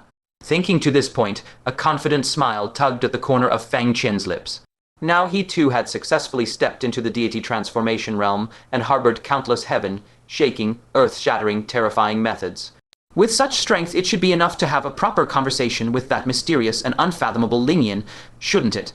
With that thought, he hesitated no longer. His figure flickered and instantly vanished from where he stood. 100 Blossom Valley, a brook babbled gently, and lush grass stretched green and tender. Peach blossoms blanketed the mountains and fields in full, riotous bloom, like rosy clouds fallen from the heavens. Many spirited little beasts ran and frolicked freely among the flowers and mountain forests. Ling Yin, as beautiful as a fairy from a painting, was draped today in a snow-white robe. She sat quietly beneath a flourishing peach tree, her slender fingertips fluttering up and down as she earnestly folded a tiny white paper crane. Just as this supremely peaceful moment hung in the air, an invisible, terrifying force silently descended. The leisurely billowing white clouds high above the valley abruptly halted their drift, as if pinned eternally to the sky by an artist's brush. The babbling of the brook ceased its song. Even the little beasts dashing through the mountains froze mid-stride, transformed instantly into still stone sculptures. And every petal drifting in midair was forcibly, collectively frozen in the void. Aside from Ling Yin's slender jade-like fingers, which continued folding the paper crane unhurriedly and unperturbed, the entire vast valley in that instant fell into an absolute time freeze. The empty space before Ling Yin gradually solidified from illusion into reality, condensing a tall, slender silhouette. The figure stood ramrod straight, wearing a flat, topped heavenly crown and a splendid white robe embroidered with majestic dragon motifs. His face was impeccably handsome. With a warm, gentle smile, he bowed slightly toward Ling Yin beneath the tree. It has been a long time, my princess. Without so much as lifting her head, Ling Yin replied coolly, so you've been to the Hell Realm. Are you finally ready to give up? The young man in dragon robes kept his smile undimmed, his voice as gentle as water. I never held much hope to begin with. After all, your highness needs that primordial void ancient tree just as much as I do. If a void tree could truly grow in the Hell Realm, would there have been even the slightest chance left for me? I fear you would have long since beaten me to it. Ling Yin's slender fingers pressed deftly, and at that very moment she finished folding the paper crane. Only then did she gently raise her clear, luminous eyes, cast an indifferent glance at the dragon-robed young man, and say, since you've given up, why are you still unwilling to return to your heavenly court? The dragon-robed young man stepped closer, his smile lingering, and said warmly, could it be that I came out of concern, missing your highness and wishing to see how you fare? I wonder, how does your highness plan to weather that terrifying dark tide all alone? Such a tiny world could never withstand the devastating force of that cataclysmic tide. Ling Yin unhurriedly slipped the folded white paper crane into her sleeve, her voice as cool and clear as a mountain spring. Your heavenly court's situation is likely no easier than mine. The smile on the dragon-robed young man's face finally began to fade. He raised his head, gazing at the frozen clouds, and let out a long sigh. This is the legendary divine calamity. Aside from that lofty divine capital above, who under heaven would dare claim they can reliably withstand such a heaven-rending, earth-destroying disaster? He drew his gaze back, lowering his head once more to look at Lingyan. Fixing his eyes on her breathtakingly beautiful, almost otherworldly face, his tone turned exceptionally solemn. "Your Highness, why not join my heavenly court? As long as you and I are willing to join hands and combine, balancing yin and yang, then even repelling this dark tide would be far from impossible." The originally indifferent light in Lingyan's eyes abruptly turned razor-sharp. As her mood shifted faintly, the light within the time-frozen 100-Blossom Valley rapidly dimmed. The dragon-robed young man, however, remained unhurried and unruffled. Still smiling faintly, he said, "Why must your Highness be angry? This prince is wholly thinking of your welfare. The cultivation inside you is nearly at the point you can no longer suppress it, isn't it? When your aura inevitably leaks out, those Tao slaves who follow the scent will chase you until there's no door to heaven or earth. Yet within this prince's body, I happen to have refined a strand of primordial void ancient trees, wood marrow. As soon as you agree to ally with me, I can not only help you instantly suppress your rampaging cultivation, but also make you advance 100 feet further on the pole." Upon hearing this, the corner of Lingyan's pursed lips suddenly curved into a meaningful arc. She said lightly, "No need. I already have a better method." The elegant composure on the dragon-robed young man's face abruptly froze. In a deep voice he asked, "Could it be that there exists a man in this world more suited to ally with your Highness than I?" In the once peaceful 100-Blossom Valley, a trace of faint, chilling, yet hair-raising murderous intent suddenly seeped into the air. Lingyan lowered her eyes once more and said indifferently, "Since when is it your place to pass judgment on my affairs? You should leave. I am expecting an honored guest who will arrive shortly." The glint in the dragon-robed young man's eyes flickered violently several times, but in the end he suppressed his emotions and said, "I refuse to believe there is truly someone in this world more suited to unite with you than I am. I will wait for you in the heavenly court. Should you change your mind, you may come at any time. This prince will sweep the couch and welcome you." With those words, his figure, which had solidified from illusion into reality, once again slowly dissolved into specks of starlight, gradually dispersing into the air. The moment his figure vanished completely, the time-frozen 100-Blossom Valley instantly resumed its natural flow. The white clouds above accelerated madly, the brook gurgled back to life, and the little leaping spirit beasts tumbled into the grass one after another in a comical heap. All the time they had missed during that frozen moment now cascaded back upon them in an accelerated torrent. With a sweep of her broad snowy sleeve, Lingyan instantly smoothed the chaotic scene within the valley. Only then did she unhurriedly and elegantly produce a flask of spirit wine and 2 exquisite jade cups, filling each to the brim. Just as the second cup was filled, the figure of a black-robed youth stepped across the lush grass of 100-Blossom Valley, emerging from the ethereal mountain mists and striding slowly forward. Fang Chen had once again set foot in 100-Blossom Valley. Everything in the valley was as before, still so tranquil and serene. That breathtakingly beautiful Lingyan was still clad in snow-white robes, as if time had never passed over her. He had thought that after breaking through to the deity transformation realm, he would be somewhat immune to her beauty when he saw her again. But at a single glance, he was once again utterly stunned. Fang Chen shook his head, walked beneath the peach tree, and asked as he eyed the 2 cups of wine on the stone table, "You knew I was coming?" Lingyan's bright eyes swirled as she looked at Fang Chen and gave a faint smile. "Sit." Fang Chen sat down casually. He wouldn't stand on ceremony with Lingyan. As he took his seat, he asked outright, "Tell me, what cultivation realm exactly are you at?" Before his words had even faded, his formidable deity transformation power unceremoniously swept over Lingyan's form, directly probing her cultivation. Lingyan glanced at him and said flatly, "Could you show me a little respect? Who probes someone's cultivation to their face like that?" Fang Chen immediately rolled his eyes and retorted without any courtesy, "Can you drop the act? Who was it that, the first time we met, devoured all my 6 harmonies immortals and teased me? Now you put on airs." Recalling that past incident, Lingyan couldn't help but let out a light laugh. She continued sipping her wine, ignoring him, and letting Fang Chen probe as he wished. Fang Chen probed for a while, but his brows furrowed deeper and deeper. "I still can't see through you. You're not a sage, are you? That joke isn't funny." Lingyan merely smiled without speaking. From the back of her head, a divine halo slowly emerged, upon which 3 flame marks were clearly imprinted. 3 declines of heaven and man. Fang Chen nodded slightly and only then let out a breath of relief. "Well, that's a bit more reasonable. The cultivation at the three declines of heaven and man was indeed beyond his probing. With such strength, she could easily intimidate that elder Tianji into running a naked lap around the 9 provinces. He finally set his mind completely at ease. So this woman was only at that level. With his current methods and trump cards, he could perfectly keep her under his thumb.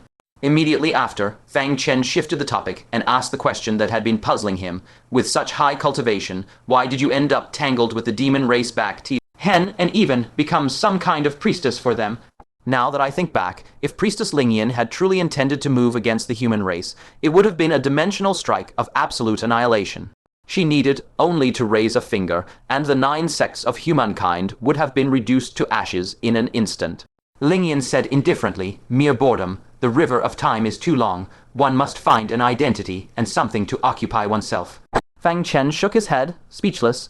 You speak as if you're ancient, aren't you merely a little over 200? If his memory served him correctly, the lifespan of the 3 declines of heaven and man was only 500 years. And according to the demon race's records, Lingyan was indeed a figure from 200 years past.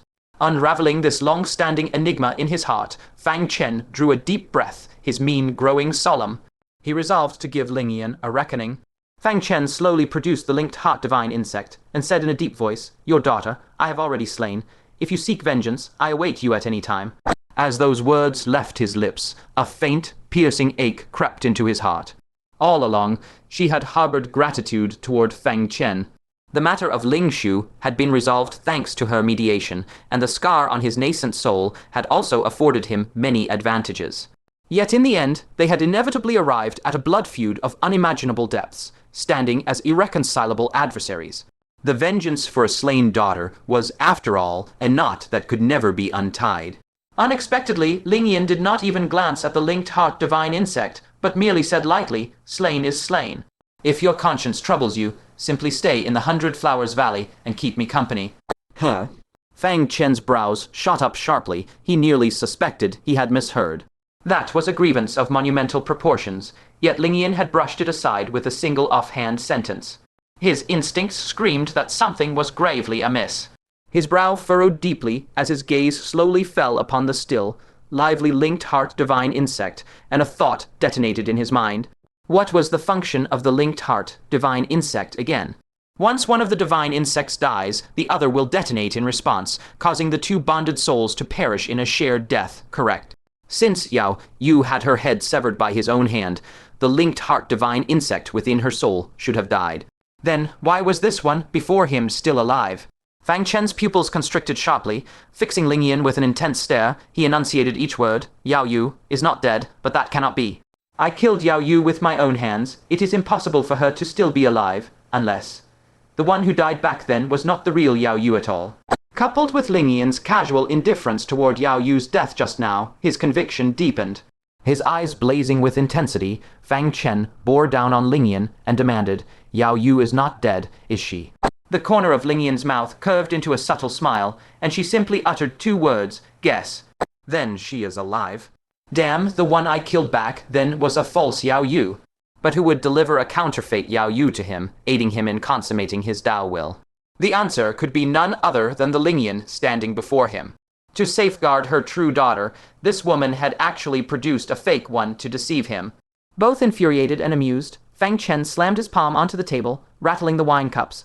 Why do you perpetually delight in these tricks? This woman never struck openly. Instead, she maneuvered like a master of chess, meticulously plotting each move. For instance, when she engineered his union with Consort Yunxia, she had previously gifted a soul-nourishing pill laced with an aphrodisiac, which only erupted the moment Consort Unxia moved to take his life.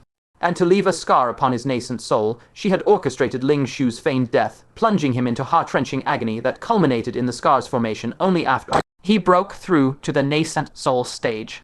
And now, to protect her own daughter while ensuring Fang Chen could smoothly attain the spirit ascension realm and prove his Tao, she had even gone so far as to prepare a false daughter in advance. Lingyan smiled mildly, and her eyes met Fang Chen's as she said softly, Do you remember, when we first met, I pledged to protect you 3 times. Fang Chen nodded. Of course I remember. You said that in times of danger I could seek you out. For the first 2 rescues, you would take something from me. After the 3rd, I would have to unite with your daughter. At this, a flicker of relief crossed Fang Chen's features. Well, this time I haven't fallen into your snare, have I? I never sought your help. He had only leveraged the continent's rule that spirit ascension cultivators may not enter and sages must not tread to vanquish 3 formidable foes. One was a mighty expert from young Emperor Mountain, another the 3-star giant king, and the last the Asura Empress. Those were all instances where the ancient sage of the Cloud Wasteland aided him. They had nothing to do with Lingyan. Good, as long as you remember. Gazing at Fang Chen with a mysterious smile, Lingyan said, "Have a cup of wine, and let us take our leave." Fang Chen eyed the cup before him and shook his head warily. "I dare not drink your wine." Ling Shu had only taken a single sip of her tea and unwittingly became a pawn. Much less this wine of dubious provenance. Lingy sighed lightly. "I am leaving this continent. Who knows when we shall meet again? Let it be a parting toast." Fang Chen was jolted. "You're departing. Why?" Lingyan said indifferently, after prolonged stillness, "One longs for movement. I wish to travel and see old acquaintances." So saying, she lifted her cup and raised it to him in a distant toast. "Was that it?" Fang Chen stared at his own cup, hesitating briefly before reaching out to take it. Yet he did not drink his own. Instead, he snatched the cup Lingyan had sipped from. "I'll drink yours." Surely the wine that had touched Lingyan's lips posed no danger. Lingyan shook her head, unbothered, and accepted a freshly poured cup, downing it in one breath. Fang Chen held the cup, still faintly hesitant. He noticed the vivid red lip print on the rim, and with a subtle turn of the cup, found a clean spot and gingerly took a sip. It was unexpectedly quite fragrant. "I'll just taste a little, and that shall count as seeing you off." Fang Chen set down the cup, cupped his hands in respect, and said, "I bid Taoist Lingy, in a smooth journey, how am I?" The moment that drop of wine dissolved on his tongue, a violent vertigo, as if the heavens spun and the earth tilted, surged through his head. His vision darkened, and he collapsed onto the stone table, instantly plunging into a profound slumber. Just before consciousness faded, his final thought was sheer indignation. "Damn, I've fallen for this old woman's trick again." Lingyan delicately placed her cup down and chuckled. "Youngsters these days, they just fall asleep on the spot." She walked gracefully over to Fang Chen and reached out her slender jade hand, resting it lightly atop his head. "I have saved you thrice. The first time, I plucked a leaf from your grand void ancient tree. And for the second, I shall break off a branch of that grand void ancient tree to forge a sword." Perhaps the difficulty of plucking a leaf and snapping a branch were worlds apart, which was why she had purposely rendered Fang Chen unconscious before proceeding. Lingyan slowly shut her eyes, and her spiritual consciousness delved into the very depths of Fang Chen's soul.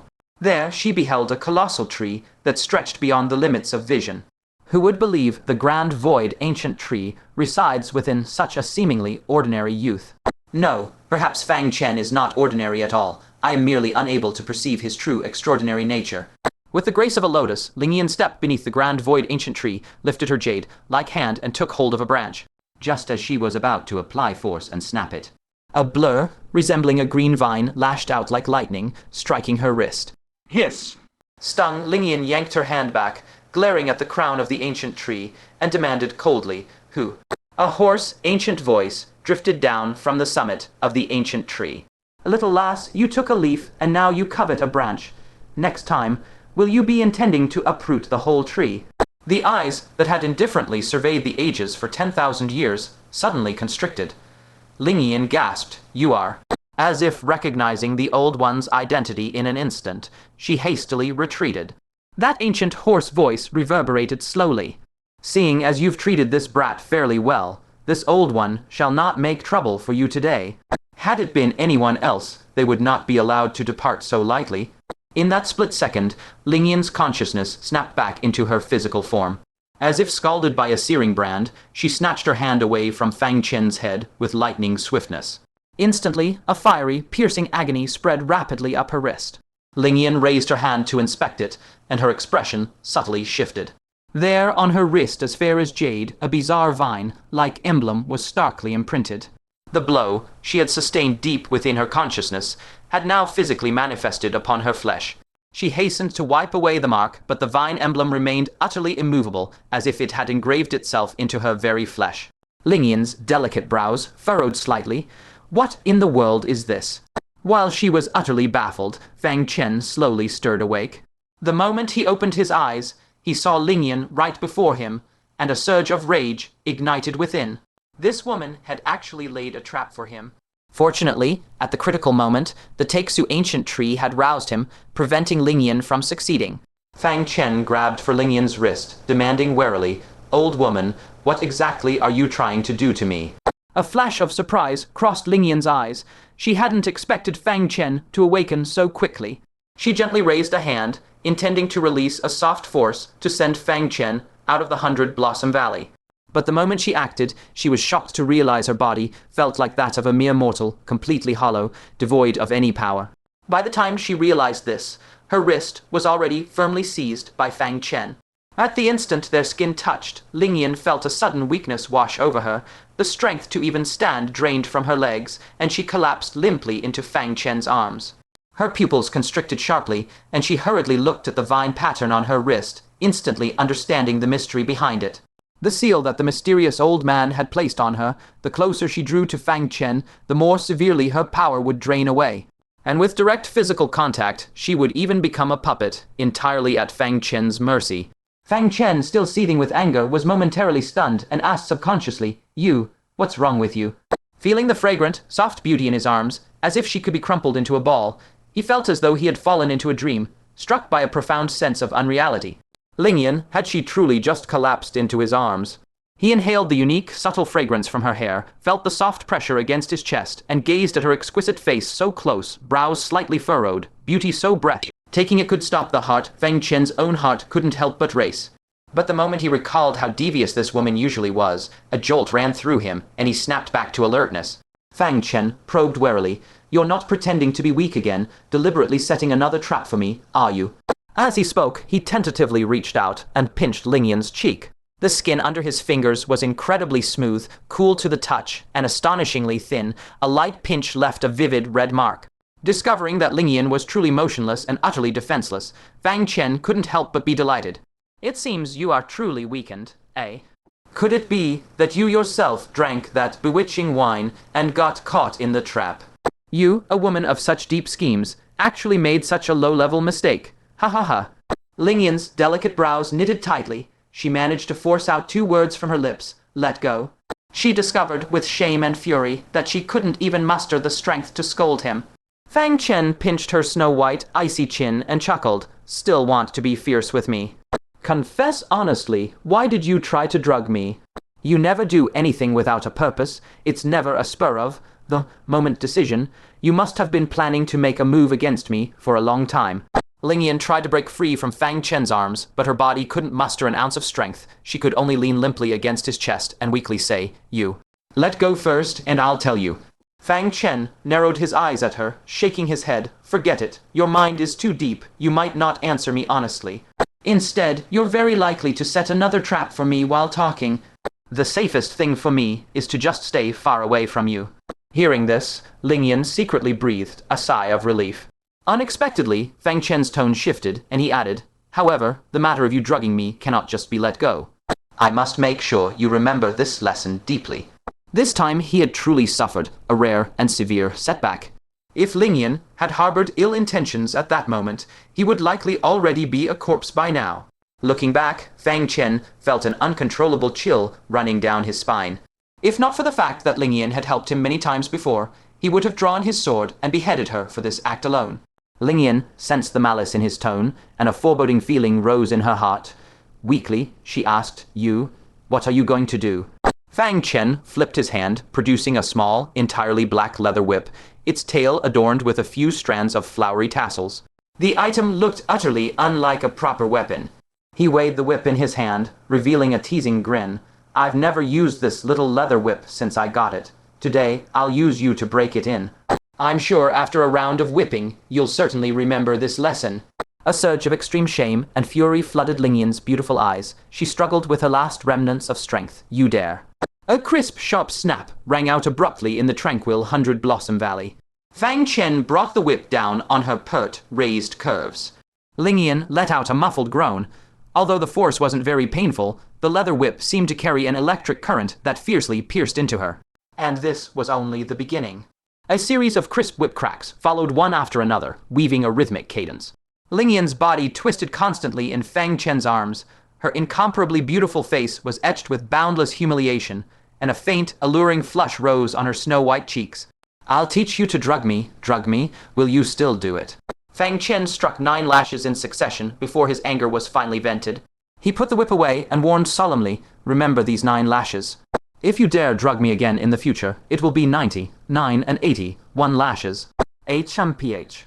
After speaking, Fang Chen released Lingyan and, satisfied, slowly backed out of the 100-Blossom Valley. As he walked further and further away, the vine pattern on Lingyan's wrist gradually grew fainter and fainter. She finally rose from the pitiable state of lying helplessly on the ground, standing once more. The moment the pattern vanished completely, she regained all her power. Lingyan felt the lingering, faint stinging sensation like electricity in a certain place on her body. On her exquisitely beautiful, picture-perfect face, a delicate flush of red rose again. She watched the direction in which Fang Chen had disappeared, lightly pursed her red lips, and murmured, "Since you've had your fun, next, it will be my turn." Meanwhile, Fang Chen. With a comfortable smile on his face, he used his teleportation divine ability all the way, speeding toward the direction of the vast sea. However, just as he passed the continent's coastline, his figure suddenly halted. He couldn't help but look back toward the demon race's 100-Blossom Valley, his brow furrowing deeply. That's not right. If Lingyan is a divine transformation cultivator undergoing the 3 declines of heaven and man, why is she unaffected by that iron law of divine transformation forbidden, sage's halt? Only now did he suddenly realize something was off. His expression grew slightly solemn. Could it be that she possesses an even higher cultivation, enough to completely transcend the influence of that prohibition? No, if she truly had such transcendent power, how could she have been drugged by a single jar of my wine, and then so easily handled by me? That means she broke through to the divine transformation realm natively on this continent, and thus is not affected by the foreign prohibition.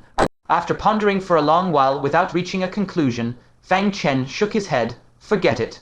When the Yunhuang ancient saint appears, I'll ask her personally about the truth behind Lingyan." Come to think of it, the Yunhuang ancient saint had publicly declared that when I returned, exhausted, she would compensate me. Now that I have returned, she hasn't even shown a bubble. She's simply playing dead. Fang Chen shook his head, leaped over the coastline, and hurried toward the Taking Grand Continent. Unexpectedly, the moment his front foot crossed the coastline.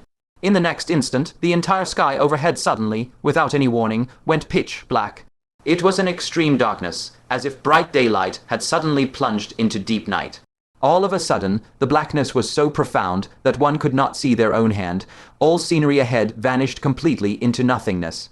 Then from all directions, bolts of thunder wandered in every color, dyeing the entire canopy of sky with a mottled, iridescent brilliance, illuminating the entire world in a deep, dazzling, multicolored spectacle. The colored thunderbolts converged madly, forming an endless sea of lightning in the blink of an eye.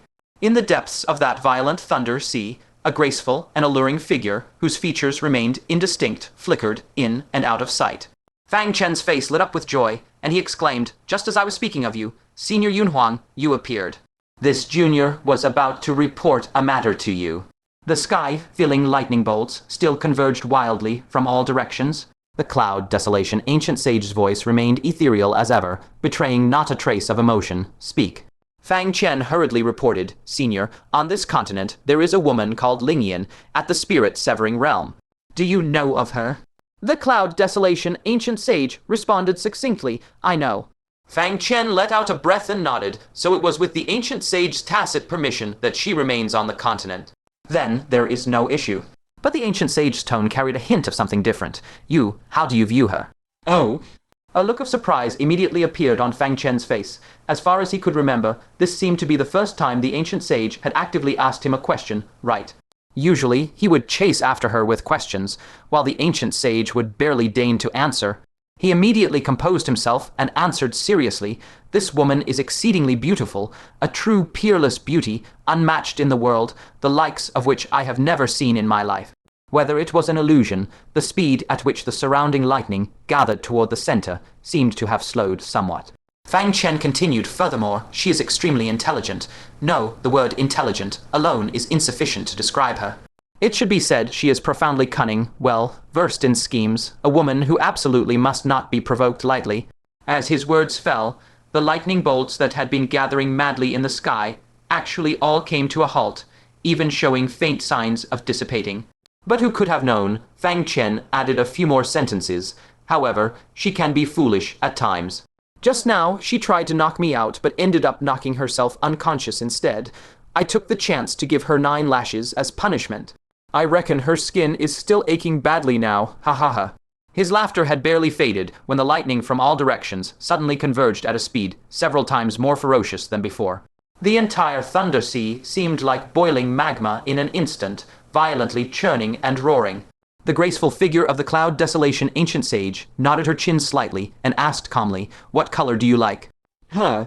Fang Chen couldn't help but tilt his head. Why would she suddenly ask about that? He thought for a moment and answered casually, "Red." The Cloud Desolation ancient sage nodded gently, then asked, "Do you prefer thick or thin?"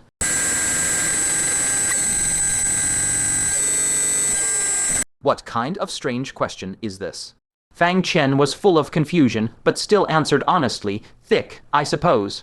The Cloud Desolation ancient sage's eyes swirled like water, looking at Fang Chen with a smile that wasn't quite a smile, and asked, "Do you prefer it long, lasting, or explosive?"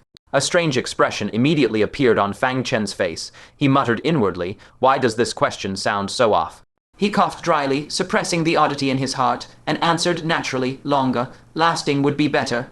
The Cloud Desolation ancient sage nodded her pointed chin lightly and said softly, "Good." As soon as the words left her lips, she flicked her sleeve gently. In an instant, within that churning thunder sea, countless crimson, red lightning bolts converged madly, solidifying into thick beams of scarlet lightning, a full 100 zhang in diameter. Fang Chen felt his scalp tingle, and an extremely ominous feeling shot from the soles of his feet straight to the crown of his head. He hurriedly said, "Senior, what are you doing?" I haven't offended you, have I?" The Cloud Desolation ancient sage shook her head, her tone still as calm and undisturbed. "No, not at all." But while her mouth said this, a terrifyingly thick red lightning bolt in the void ruthlessly struck down upon Fang Chen without mercy. Fortunately, Fang Chen had been mentally prepared and, at the critical moment, summoned the Immortal King's imperishable bell, barely managing to block that terrifying lightning. Fang Chen was completely bewildered and roared in fury, "Are you insane? For no good reason. Why are you striking me with lightning?" The Cloud Desolation ancient sage said eerily, "Because I say so, it naturally makes sense." Accompanied by a heaven-shaking, earth-shattering roar, those immensely thick red lightning bolts struck down one after another like a tempestuous storm. Fang Chen, struck to the point of running around clutching his head, was so angry he felt like cursing her mother. He shouted furiously, "You old hag, is this the reward you promised me back in the Hell Realm?" He ran for his life, all the while cursing non-stop. And hearing Fang Chen's curses, the Cloud Desolation ancient sage struck even more viciously.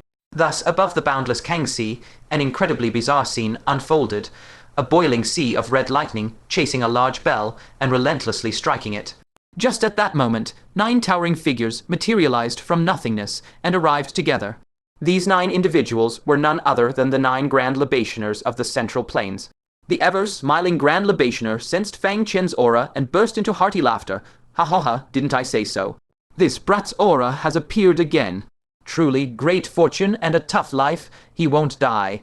He then laughed at himself. "It seems we were truly worrying over nothing." Another Grand Libationer chimed in with emotion. "Indeed, the ancient sage has appeared several times for Fang Chen. If his life were truly in danger, the ancient sage would have intervened long ago. When would it be our turn to worry?" Recalling the various ways the ancient sage had favored Fang Chen, everyone sighed with emotion, lamenting that the ancient sage truly spoiled him too much. The grave-weeping Grand Libationer also laughed and agreed.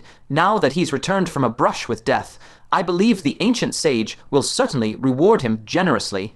But before he finished, the smile on his face froze as the blood, red lightning, and the bedraggled figure rapidly approached from the horizon. Cloud Desolation ancient sage, you at hash. %**. Boom. Crack. At this moment, the scene that greeted the eyes of the 9 Grand Libationers was the Cloud Desolation ancient sage commanding a raging thunder sea, madly striking Fang Chen with lightning while Fang Chen greeted her all the way. The two, one chasing and one fleeing, had actually struck all the way from the vast sea into the territory of Taking Great Province. Finally, mindful that she might harm the living beings of Taking Great Province, the Cloud Desolation ancient sage restrained her divine power. Fang Chen, carrying the immortal king's imperishable bell, which had been struck red, hot by lightning, crawled out from under it in a sorry state, his whole body trembling with anger. Stinking woman, which nerve of yours is messed up? The cloud desolation ancient sage's beautiful face was frosty as she said coldly, "You should ask yourself what you did." Fang Chen was infuriated, almost jumping up and down. "What did I do? Did I touch you, hug you, or take advantage of you? You know very well yourself. If you don't say, how am I supposed to know? Even if I don't say, you should understand. I'm not a roadside fortune teller. How would I know what you mean?" "What are you saying? I'm boring now." "The boring I meant is totally not that kind of boring." This series of heated arguments sounded in their ears, making the 9 grand libationers dizzy. They looked at each other, and the same absurd thought arose in their minds. Could this be a lover's quarrel? The drunken grand libationer braced himself and stepped forward, forcing a smile to smooth things over. Cloud desolation, ancient sage, Fang Chen, what can't be said while sitting down calmly? Why must you quarrel so violently? Shut up! Shut up! But before he could finish, Fang Chen and the cloud desolation ancient sage both turned their heads and roared in unison. However, after this interruption, the two did stop. Fang Chen heavily snorted and said sarcastically, "No wonder someone extended an olive branch to me, saying that if one day I can't stay in the Central Plains anymore, I should go to the Hell Realm and join her. It turns out she long anticipated that you, esteemed ancient sage, would be so unreasonable." The ancient sage's red lips were tightly pursed, her voice slightly trembling with anger. "You." Fang Chen's face darkened, and he coldly dropped a line, "From now on, no longer appear before me." The cloud desolation ancient sage, not yielding an inch, shot back, likewise. Fang Chen's chest heaved violently as he said heavily, "To the Central Plains, I, Fang Chen, have done my utmost and owe no one anything." He threw down these words, then turned and teleported away, his figure vanishing in an instant. The 9 grand libationers stood rooted to the spot like stone statues, each holding their breath, not daring to make a sound. This spectacle, so they just split up like that. "You?" Watching Fang Chen leave in a huff after a disagreement, the cloud desolation ancient sage bit her lip in resentment. She slowly lifted her wrist, staring at the faintly visible vine pattern on it. A trace of annoyance surfaced in her eyes, and she cursed into the void. "Old bastard. Just hurry up and get buried already." HMPH. In the next moment, her figure, along with the vast storm-filled thunderpool that stretched across the sky, vanished without a trace. The 9 grand libationers waited there for a long time, only exchanging a glance filled with lingering terror after confirming that the ancient saint had truly departed. What on earth happened between them? And how did things spiral to this point? The Tianju grand libationer spoke with a solemn expression. Fang Chen, he wouldn't really defect to the Hell Realm over this, would he? The weeping grand libationer, deeply aggrieved for Fang Chen, said with reddened eyes, "I think he's truly enraged." Think about it, Fang Chen risked his life at the root of hell to awaken the undying divine tree, only to end up trapped in a desperate land. Now he's barely escaped with his life, yet the Yunhuang ancient saint didn't offer a single kind word instead. She viciously laid into him. If I were Fang Chen, I couldn't swallow this anger either. The laughing grand libationer, however, frowned and shook his head, but the Yunhuang ancient saint is by no means a petty person. Who among us hasn't sniped behind her back? Yet she's never paid the slightest heed. Could it be that Fang Chen this time has crossed a line she absolutely cannot tolerate? Just as everyone was deep in analysis, the grave weeping grand libationer chuckled inscrutably and waved his hand. "What are you all wildly guessing about? From my 1,000 years of heartfelt experience, they're merely having an ordinary lover's quarrel. Don't be fooled by the earth-shaking row now. Once they make up after a few days, their mutual feelings will only be elevated by it." At these words, the gazes of the other 8 grand libationers swiveled toward him in unison, all wearing the expression of people staring at a fool. You walk the path of emotion, so naturally you see love in everything. That's the Yunhuang ancient saint. How could she possibly fall into the mundane affairs of the mortal world? You're letting your imagination run wild. The taking grand libationer sighed helplessly, interrupting the debate. "Forget it. Finding Fang Chen is more urgent. We 9 came specifically to seek him out." Within the 100 Flowers Valley. Just then, a graceful figure in snowy white robes fluttered back like a drifting cloud. It was Ling Yin. She slowly sat back down beneath the peach blossom tree and poured herself a cup of clear wine, hoping to calm the surging emotions in her heart. Yet the wine that had once been so exquisitely mellow now slid down her throat, utterly bland and tasteless. Despondently, she set down the wine cup and sat in silence. After a long while, she sighed softly and murmured, "You, exactly when did you start being able to affect my mood?" She shook her head, abruptly rose, and with her bare hand tore open the world barrier before her, whispering to herself, "I'll go out to clear my mind. While I'm at it, I'll return those Tao slaves dragged here by the heavenly court, king, back to the heavenly court." A breeze swept through, and the valley's peach blossom petals danced in a blinding flurry. When the wind stilled, that white-clad figure had already vanished. Only a lone wine cup remained behind. The unfinished, clear wine in the cup clearly reflected the slowly closing great fissure in the void. On the other side, Fang Chen, who was heading toward the heavenly secret pavilion, felt his anger gradually subside and his reason return. "She's nothing to me. Why am I even angry at her? And she even dragged Central Earth into the argument. I must have been out of my mind. Forget it. From now on, she'll be her ancient saint, and I'll be my insignificant nobody. We'll treat each other as strangers, with no further intersection whatsoever." Fang Chen muttered to himself, but suddenly his gaze froze. He spotted a middle-aged man in a gray robe standing on the hilltop ahead, his back facing him and his hands clasped behind. The man's hair was streaked with gray, his clothes washed to a faded hue, yet his back appeared exceptionally straight, backed and robust. Even stranger, this person emitted no fluctuation whatsoever, appearing entirely like an ordinary mortal in the secular world. Fang Chen's gaze only swept past him. Without giving it much thought, he teleported forward in a flash. However, the next instant, something that made his pupils violently contract occurred. The surrounding scenery rapidly shot backward, and his entire being was forcibly displaced back to his original spot. Fang Chen's heartbeat instantly spiked. He forced himself to appear calm, staring at the gray-robed man's back, and asked in a deep voice, "Senior, have you been waiting here specifically for me?" Hearing this, the gray-robed man slowly turned around. It was a pale, beardless face. Though middle-aged, one could faintly tell that he must have been a dashing and handsome figure in his youth. At a glance, his features bore some resemblance to those of Jiang Wuya, the first grade pavilion master of Fang Mountain. But his eyes were far deeper than theirs. Meeting his gaze was like staring directly into a vast, boundless epoch. At such a young age, you've already reached the heaven, man-dual decay realm. Even in the glorious era a millennium ago when prodigies gathered like clouds, you would certainly have made a resounding name for yourself. The gray-robed man sized Fang Chen up and down, nodded slightly, and let out a praise. Fang Chen's heart was greatly shaken. Despite this person having no cultivation whatsoever, the invisible pressure he exuded was no less than that of any sage in Central Earth.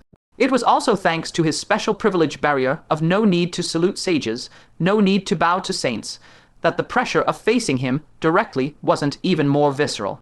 But searching his memory, when had Central Earth ever had such a sage? Fang Chen forcibly suppressed his shock and suspicion, cupped his fists, and asked, "May I ask how I should address you, senior?"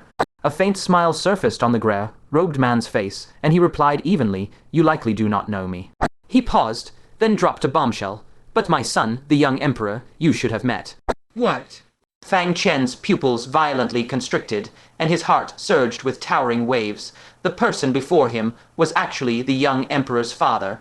He had vaguely heard it mentioned that the young emperor's father was a sage who had long since stepped into the Three Calamities realm. Because he feared perishing under the dark tide without leaving behind a bloodline, that sage had deliberately returned to Central Earth once, and fathered the young emperor with T.H.E. Lianjing Grand Master. This gray-robed middle-aged man before him was actually that legendary sage who had returned from the source of all evils. And today he had personally sought him out. Fang Chen immediately sensed grave trouble. His thoughts raced, and already fully on alert, he said cautiously and uneasily, "So it is the return of a great sage of our Central Earth. This junior has been disrespectful. Greetings, senior. May I ask what instructions you have for me today?" The gray-robed man gazed at Fang Chen with deep and distant eyes, and said slowly, "Your performance in that battle among the ancient giants was quite impressive. I happened to be passing by, so I came to see you on a whim." As he spoke, with a mere thought, a spirit herb glowing with hazy purple light materialized from thin air before his chest. "Take this." Fang Chen's heart rang with alarm. He hurriedly bowed and stepped back, declining. This junior is unworthy and dares not accept. He truly dared not accept. An unfamiliar sage of terrifying power offering a spirit herb for no reason. This alone was more than enough to make him extremely wary.